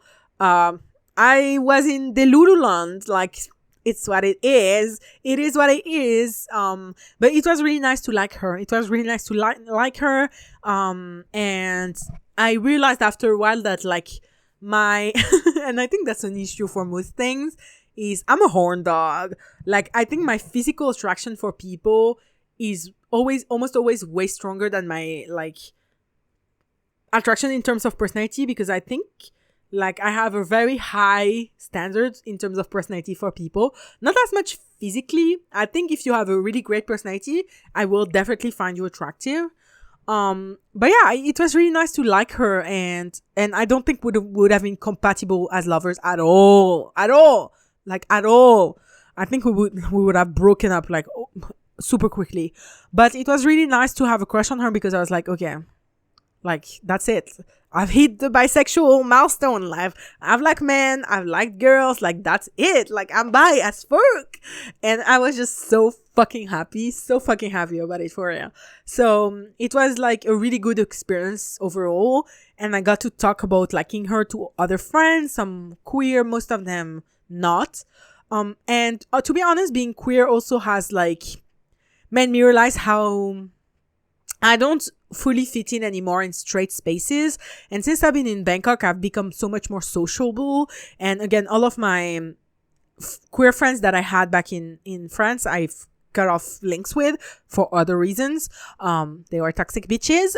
And now my friends mostly are very straight, and they're almost all of them very boy obsessed. And I've realized how much I don't relate to that. And also, how much sometimes I would feel a little bit bad if I got to talk about a girl. Felt like I had to perform my attraction to men more than I can actually express my attraction to men or express my attraction to girls, because I like men that are a lot different, I think, than what the straight women want. Like from what I've gathered, straight women want a man who's tall, who's buff, who goes to the gym, like is fit physically, very masculine, probably has a beard. I like men who don't have a beard. I have a thing against facial hair. I hate it. I like men who are dressed well, who take care of themselves, who are have a lot of emotional intelligence. If I'm gonna date a man, he needs to be able to talk to me and have deep conversations, just like the ones I have with my girl friends. And I like men who are not afraid to cry, not afraid to express more traditionally feminine things. So I like men like this. Also, in terms of type, I will also do an episode on types, because I used to believe I don't have a type. My type for men is artsy boys. I like boys, again, who dress well, because I like people who dress well in general, actually. But for boys, it's especially because it's so rare. But that's the good thing about Thailand, is that a lot of the boys here dress really well. Like, I feel like they care more about their appearance than in France. Like, the men in France, their fashion sense is absolutely dreadful, horrible, ew, like ew. Okay. And yeah, so that's my type in men. In my type in women is feminine. I think there's a lot of aspects to it. Again, I do like femininity more than I like masculinity, but I do like the masculine body. That's the thing. That's why I like men. But the reason I think I like feminine women is because I think if I'm bisexual, and it's a bit like shallow, I guess, but if I'm bisexual, like, if I'm gonna date a girl, I want her to be girly, so we can be two girly girls. Like, I think it would be so cute. I don't know. I feel like that's how my attraction works. It's not that I'm not attracted to more masculine women, is that just I would tend to be attracted to more feminine people in general. So I like curvy girls. I love, like, I feel like the female body is like so attractive, so hot. When it's curvy, it's hotter, in my opinion. I just like love my curvy girls. And yeah, in terms of like physical types, like, again, I don't have a race preference at all. A lot of my friends do, which I found a little bit weird, to be honest. I don't have a race preference. I don't have a hair color preference, but I do tend to prefer brunettes. I don't know, blonde people feel too close to the beauty standard to me. I don't know, they freak me out, to be honest. Blonde men or women, like, I don't know. If it's fake blonde, then yes, no problem. But real blonde, I don't know. Too Aryan for me. And yeah, so that's kind of my type. Yeah, curvy women, feminine men, people, yeah, who are in touch with their emotions, people who are very passionate, who know themselves well, when I joked in a previous episode that my type is me in men and me in women, I was not really joking that much, like, for real. I'm gonna be honest with you. There's this girl on TikTok who's super curvy, who has curly hair, way hotter than me for sure, but vaguely resembles me when I had my natural hair color, which is very dark brown. And she does dances, and she's the hottest woman I've ever seen in my life, and I'm so fucking gay for her. Like, and she very much looks like me. I'm like, okay, guess that must be my type. I don't want to feed into the cliche that like queer people are only attracted to people from the same gender because they want to like date themselves. I don't want to date myself. I'm a little bit insufferable, but I do want to date a hotter version of myself. That would be, yeah, I'm fine with that. I'm fine with being the ugly one in the relationship. But also, to be honest, I think also the reason, I realized when I came out to myself and things like that and started thinking about dating women, one of my biggest fears, and I will just touch upon that because I do think I'm going to make a full episode on womanhood, what being feminine, being a woman means to me, because I think it's I've struggled a lot with feeling feminine, even though I am a very femme-presenting woman, due to my weight and my height and my voice. So I will definitely be talking about that in an episode someday soon. I don't know. I have so many topics to talk about. Thank goodness I'm really well organized and keep track of everything. But yeah, I think also it's when I came out, one of the things I thought about was like, oh my God, like if I date a woman, I will probably be seen as the masculine one or the man in the relationship. And yeah, for me to this day, sometimes it's still a fear of mine. And I think it's okay. We need to be open about things. This is what this podcast is about, being open. I think my biggest fear is being seen as the most masculine one in a relationship. So I would think like I would want to date mask women, but no, my attraction is very much on feminine women. Like I love long hair. I think again, because I'm bisexual, like if I want to date someone with short hair and that is masculine and a little bit emotionally constipated, I'm sorry to say that, I can just date a man. It will be easier. It's easier to find a man than a woman as a queer woman. So for me, I just think that's the way that it works. But I'm like, if I'm gonna date a woman, I want her to be like all girly and shit, so we can be girlies like together but gay, you know. Like I don't know, that's the way I see it. Not that like women who like mask women are not gay enough or whatever. No, I don't think that's true, but I think that's the way my attraction works and functions on that topic. And a lot of the bisexual girls, not necessarily the pansexual girls, bisexual girls are also oftentimes they're attracted to more masculine men and more feminine women. For me, I'm more attracted to, like, I like masculine men, but too masculine men, which is, I find men too masculine very easily, freak me out. I don't know. I think because I'm such a strong feminist, so I'm just like, no. Like, I feel like because you're too masculine, you're probably... Okay, I've officially been talking too long because my camera's battery literally died on me. So I'm gonna wrap it up. But yeah, one last thing about being bisexual is that I've never experienced biphobia so far, except once. So literally like only a few months ago, I decided that I would take dating super seriously when I came back to Thailand in August 2023. I was like, okay, I'm gonna take dating seriously. So I was on all the dating apps and being like very serious about it. And obviously the dating apps are set to all genders. Duh. And I met with this girl online. We started talking. And I just told her, oh, I went out like to clubbing with my friend. And she was like, oh, did you meet a guy? Or a hot guy. She worded it very weirdly. And I was like, huh? Sorry? I was like, I felt so weird. And then I literally went out the discussion and checked because I was both on Bumble dating and Bumble BFF. I was like, I thought we were on Bumble dating. Why is she talking to me about dating other dudes? Like, that's kind of weird. Like, I don't know. Even like, I do have more experience talking to guys on dating apps because I've been on dating apps on and off for so long, even before I was out. But I was just like, that's so weird because I've never had a guy ask me like, oh, did you go with other dudes? Even like in a jealous way, or like I'm like, it's weird. Like when you're just talking for the first few times on a dating app, you don't really bring up other dudes generally. I don't know. I was really thrown off. Then she repeated it and I was like, I don't get it. Like, no, I didn't meet anyone. Why are you talking about that? Like, and then she said something that really like took me by surprise. And she was like, oh, because you know, like, and before that, I had disclosed that I was bisexual, by the way.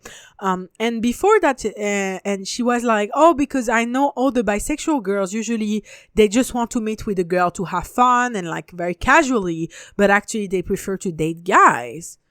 And I was like really stunned by that because I was like,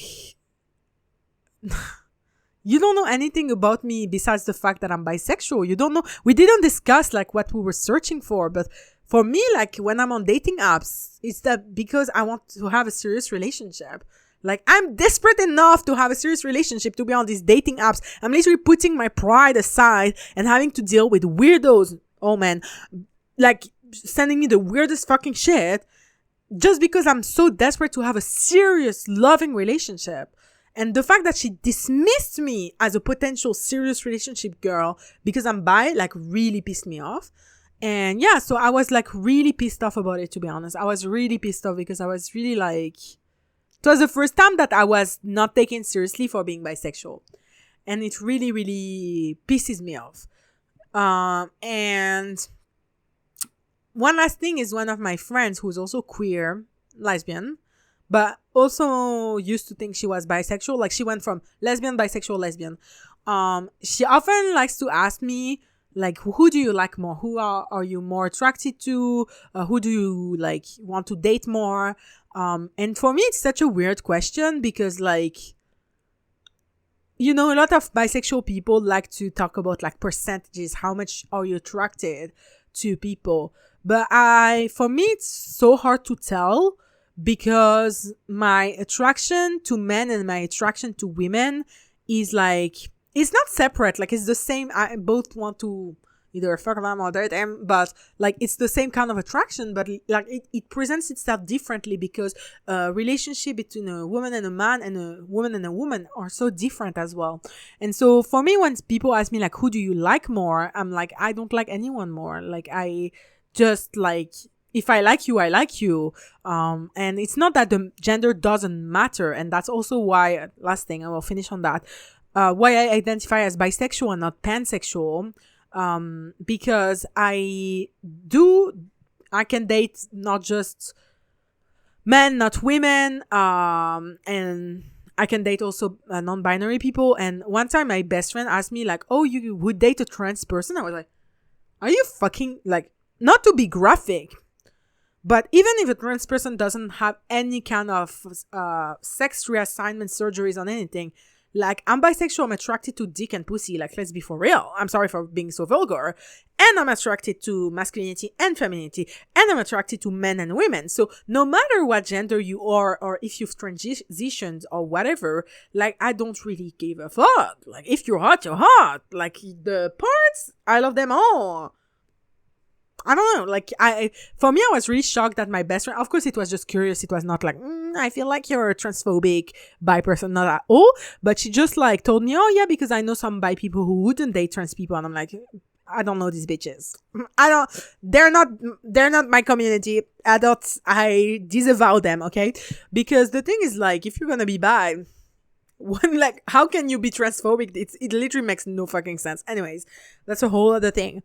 And so yeah, I just like, I have experienced some like microaggressions, I guess. I feel like can be more doubted because I'm bisexual, because like, oh, who do you like more? Like, I don't like anyone more. Like, if I see a cute guy, I like him. If I see a cute girl, I like her. If I see a cute non-binary person, I like them. Like, that's as simple as it gets. Like, I don't really like, in day-to-day life, I am definitely more vocal about liking guys because it's so much more accepted in our heteronormative society. Because I know that also, honestly, now that I'm bi, I realize that it's like almost something that I should do to like perform my liking for guys a lot more than my liking for girls, because I will be more accepted and I will fit in more. And so it's something that, like, yeah, if you hear me talk, I talk more about guys, so you would think, oh, she's straight, or like she faking it if you're biphobic or whatever. But then I was talking to my straight friends and I was like, yeah, like, I feel like she might think I'm actually straight. Like, sometimes I feel she's a bit dismissive of my bisexual identity, that lesbian friend. And because she's asked me multiple times, like, who do you prefer? Who do you prefer? I'm like, babe, I'm bisexual. There's no I mean, there's some people are preference, like some people are 40, 60. But for me, it's not really easy to tell. I found those two genders so attractive. Like, they're so hot in their own way that there's no like 60, 40, 50, 50. Like, for me, it doesn't work that way. It's like, if I'm attracted to you, no matter what your gender, it's like gonna happen. Like, that's the case. Bravo, congrats, you're liked by me. But also, the reason I don't identify as pansexual is because the way pansexual is, like, gender doesn't matter.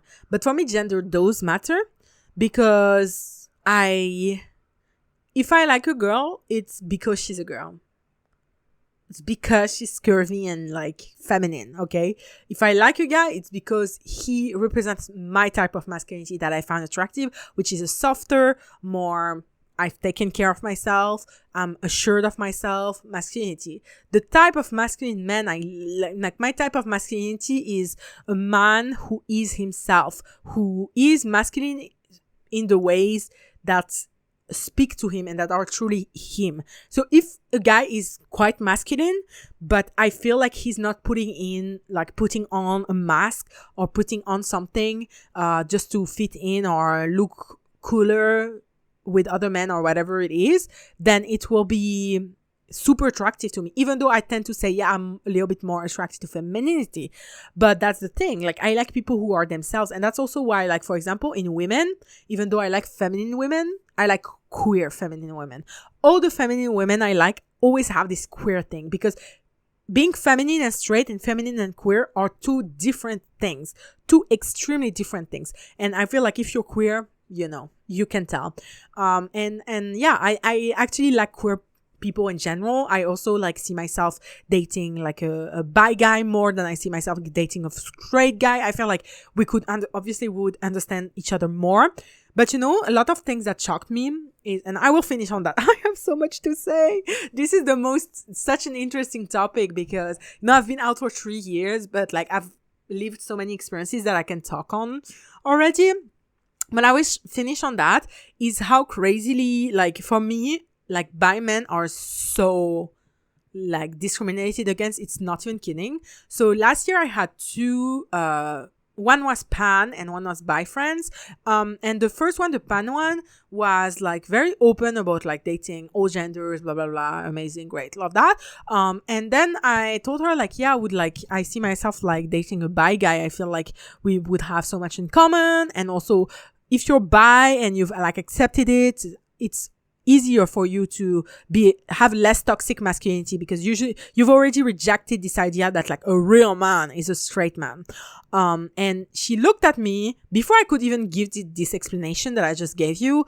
She was like, oh, but like bi men are a little bit weird though. I was like, what do you mean? And she's like, oh, they're often like on the closet and just hooking up with men on the down low. And yeah, in real life, they say they're straight. And I was like, no, I think you didn't hear me. I said I want to date a bi man, not a closeted bi man. I want to date a bi man who's out and proud, or at least if not like super out to everyone, who will be out to me, who's not repressed. I don't want to date someone who's in the closet and like gonna cheat on me or do some weird shit because they don't accept themselves. I want to date someone who's out and bi, like I am out and bi. Like I was just shocked that she went through these hoops. And I think a lot of people, their reactions, they always go to their own experiences. They don't realize that I might not be talking about what you've experienced, or I don't relate to your experiences, or I don't have the same experiences. And I think sometimes you need to decenter yourself. When someone tells you, I want to date this kind of person or do these kinds of things, whatever it can be, you don't always have to jump back to what you know. Your own experiences. Like probably all the guys she met that were bi said they were straight and were fucking her gay friends behind her back or whatever, that's okay. I mean, whatever, but that's not the kind of bi man. Like I don't really understand how she jumped to that conclusion. The other bi friend, she was married to a man, and her gift for their wedding was getting a threesome with the female prostitute for her and her husband, especially for her because she was bi and she had never experimented with girls before. So that was kind of her surprise. And first of all, like I have my issues on sex work, but that's a whole other thing. Like sex workers are workers and deserve all the rights, but sex work in itself, I think, is very exploitative and tells a lot to me about the mindset of men objectifying women. But that's for a whole other video. Like my thoughts on sex work are too complex to be summarized in this one sentence. Okay, so don't take it as face value. Maybe one day I will explain more of my thoughts on sex work. Not today. But what shocked me about this girl is we were talking and she was like, oh, you know, like she had just done a fucking threesome with the girl to celebrate her wedding with her husband. And we were talking and she was like, oh, you know, but I could never date like a bi guy who has had like sex with men. Like I can't imagine, like for me, two men fucking like is really weird to me. And I was like floored. I was flabbergasted. I actually had heard of bi women who thought that way, but I was like really flabbergasted. I was like, first of all, men fucking are hot. Again, not to fetishize or anything. It's hot to me. I mean, I found it very hot, in my opinion. But apart from that, I was just like so shocked because she was like, oh, it's like basically the way she said it, I knew that the fact that his man might have taken it up the ass, like to be frank, would get rid of all of his masculinity to her. It would like push her off, turn her off. And again, that's where I completely differ to most women, is for me, men not being so masculine in the cliche way. I don't think taking it up the ass has anything to do with whether you're masculine or not. sadly in society it's seen as like being weak or whatever. I don't even know what it is, but even if it was like a symbol of masculinity or not, I don't give a fuck. Like, just I like people who are who they are. If you like it up the ass, like, good for you, baby. Like, I don't know. I for me, I was just shocked that she told me that, because she was bi and she told me I would not date a bi man. And the thing is, I had seen on TikToks and other like platforms that bi men would share like, yeah, a lot of women won't date me because I'm bi. And I was like, what? Like, I will date you. Like, I volunteer as tribute. Like, let's go. I feel like it's so dumb. So for me, that there's a lot of microaggressions about biphobia that I've experienced, if not directly about myself, mostly about bi men. I don't know what people have against bi men, but I have nothing against you, baby. If you're bi and a man, or bi or woman, honestly, bi or anything, come here, baby. Come here. But yeah, so anyways, I just wanted to finish on that. This is the longest episode, 2 hours, 20 minutes, bitch. But I just wanted to say that it's crazy how long it took me to realize I'm bisexual. In my bi erasure video, I dare to say that it took me so long. And people were like, oh, you discovered yourself at 21. I know that's not late. And I'm like, I know some people discover themselves in their 40s, 50s, 60s, 70s, 80s. I get that. But for me, it was late because I had all of accepting myself earlier, because I was an LGBTQ plus ally at like 13, 12. So I already like accepted other LGBTQ plus people. But the thing is, I needed to come to terms with it myself. And the analogy that I came up with to describe it is that all of my life and all of my identities, all of my chapters of my life are in different books, right? And I have this library inside of me, inside of my heart. I have this library inside of my brain or whatever. And each book is about one topic. One is about my weight. One is about my relationship with religion. One is about my relationship with my mom, with my dad, with this person, blah, blah, blah. One is about my sexuality. And for 6 years, I kept picking up the book, almost opening it, and then putting it back on the shelf, because I wasn't ready. Because it wasn't something that was necessarily urgent for me to figure out right in this second. And when I was 21 and I started realizing that me saying I'm straight on Tumblr when people were attacking me felt so fake. And then I started seeing women's thirst traps. And honestly, thirst traps, I gotta say, thirst traps are for the gays, the days, and the women only. Okay? Even better if it's queer women, okay? Give me all the thirst traps. The others, no. Straight men, no. Thirst traps are not for you. That's all I gotta say. But until that moment, I wasn't ready to just pick up that book and open it fully. And when I did, I think it was at the right time for me. So when I made that comment in my bi erasure video, it wasn't like, I wasted my life. To be honest, I never really felt like I wasted my life, because the reason it took me 6 years to figure it out is because I needed 6 years. Like, that's how my life just went by. Other things took me way like less time to figure out. But I think sexuality is so sacred, so special. And I think also, attraction between women is so minimized. It's so normalized, as in like, for example, one thing I've always loved about queer media is that, like, for gay content, what ticks people off is like, oh, if you're too close to a male friend, and then the guy will realize, oh shit, I actually like him. But for women, what I liked is that the attraction builds up differently. You are already close to a female friend, and one day the way that she touches your hair or caresses your back is not friendly anymore, and feels like the relationships are built opposite, because men are not supposed to be touchy-feely with each other. So when it happens, you're like, oh my God, it's so rare, it's crazy. But for women, it's the opposite. It's like, it's normal to be touchy-feely, but how does it feel once it's not touchy-feely in a friendship way, but a gay fucking love way, right? And I think that's what's really interesting. And to conclude, like, I've witnessed so much change in myself since I came out, in the sense that my relationship to gay content, like, I still watch a lot of gay content, more gay content than lesbian content, because there's just more gay content out there. And also I do still enjoy, I think, seeing content that doesn't have women, where I cannot compare myself. But I am so, like, I realized that I had some discomfort around queer women content. So sometimes when I would see two women kiss on my screen, I would like it, but like, I would like it, and it would make me uncomfortable. And so I think that's why I always felt more comfortable seeing two men kiss than two women. But now I feel like my whole relationship with it has changed. I feel like it's been so long since I felt my heart flutter, because I'm so attracted to the men on screen that are kissing.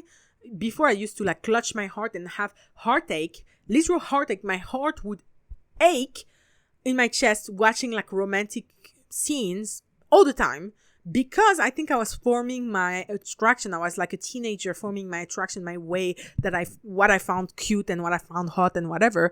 But now I barely feel this kind of heartache anymore, be it for any type of couple, gay, lesbian, straight, whatever. But I have felt my love for women loving women content rise so much more, because I allow myself to enjoy it. I allow myself to imagine me with another girl, how this story would be, you know.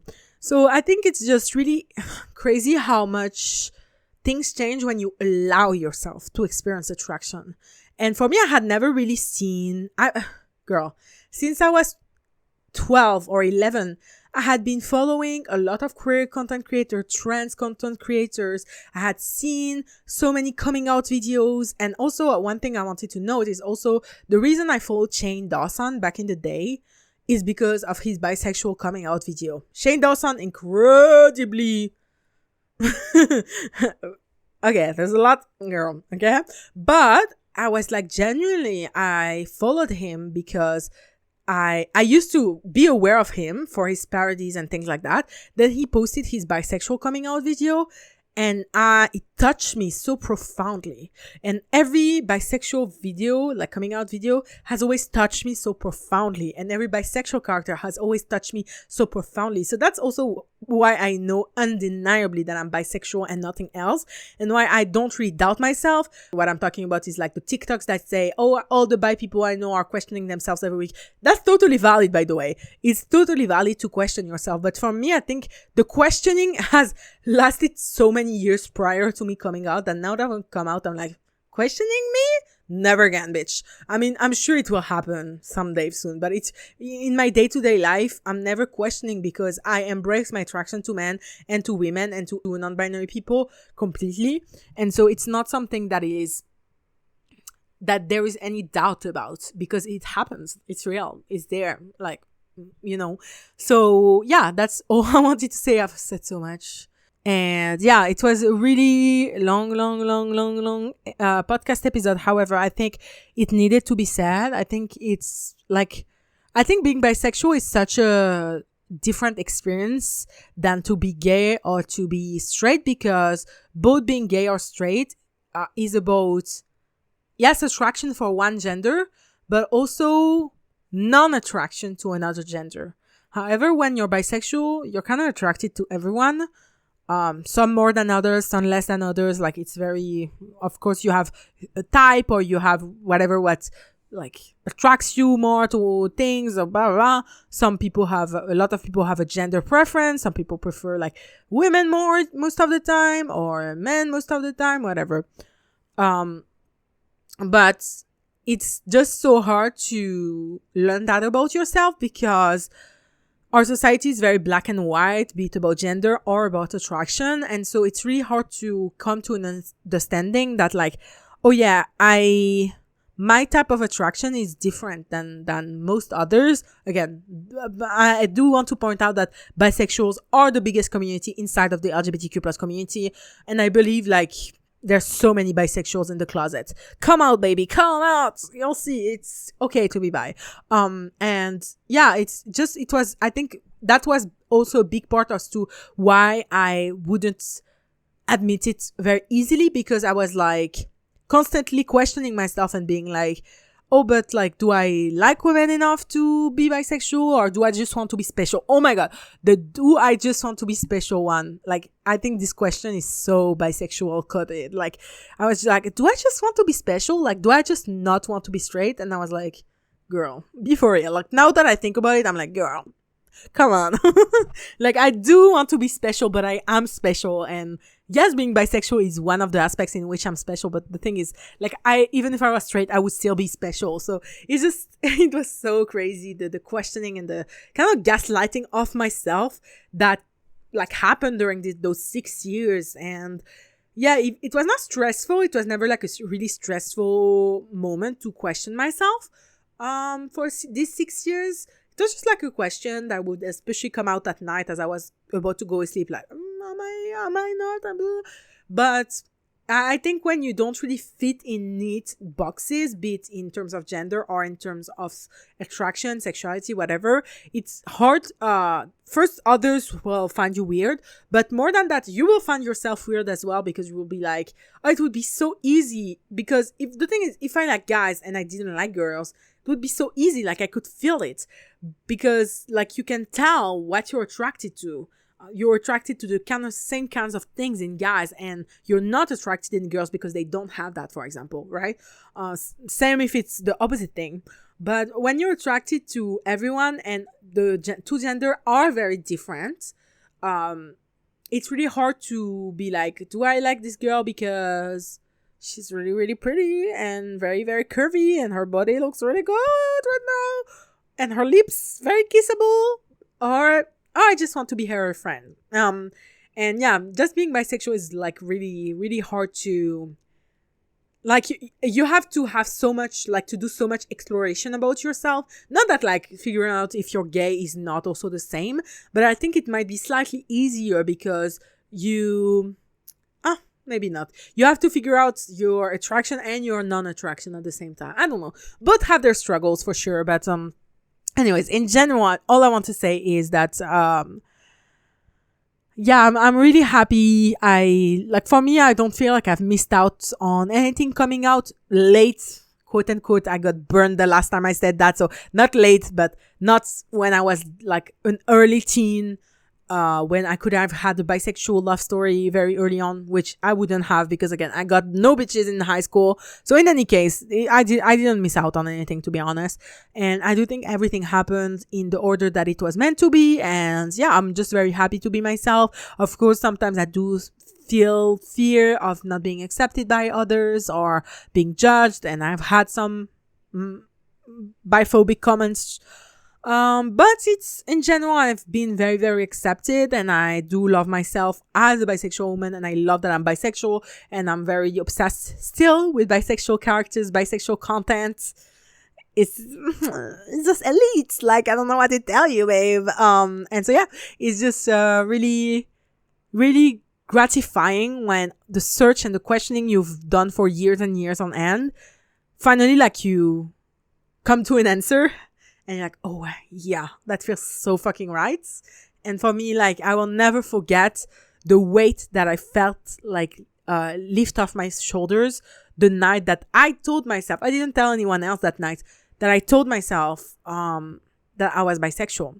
And also, last thing before I end this thing, I did talk again with that girl that actually was a big part of me realizing I was bi and accepting it and telling it to myself.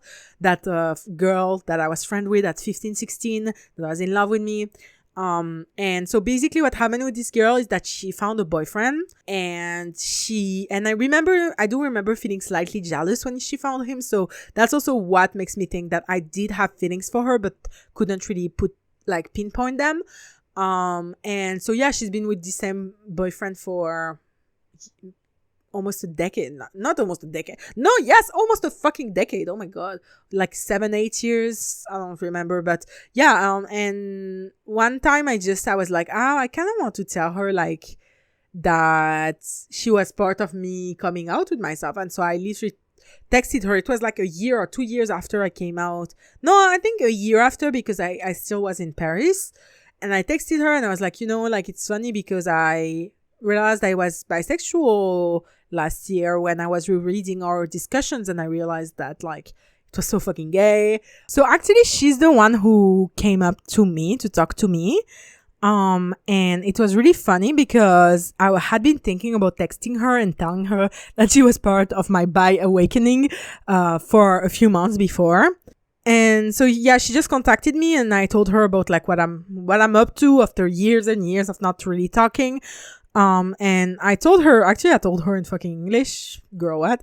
And she was like, I was like, also I'm bi and rereading my conversations with you is what made me fully realize it, LMAO. And then she was like, she kind of downplayed it. And then she was like, oh, then, listen, I don't really remember what we were saying at the time, but, good for you, I guess.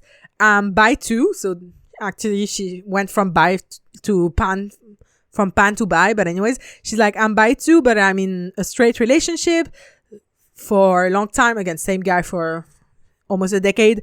So I'm seen as straight by a lot of people because we're engaged, but I'm really happy in my relationship, so it's okay.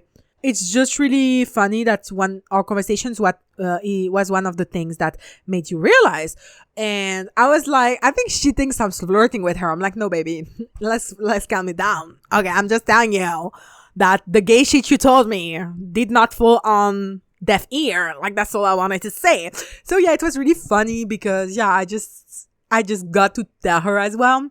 And yeah, it's just, again, a lot of full circle moments in my life. And yeah, I think everything has happened for a reason. And I'm so proud of the woman I am and the woman I will continue to be and to become, and to, I will change. I will keep changing, evolving, and I will keep being a bisexual hottie, if you will.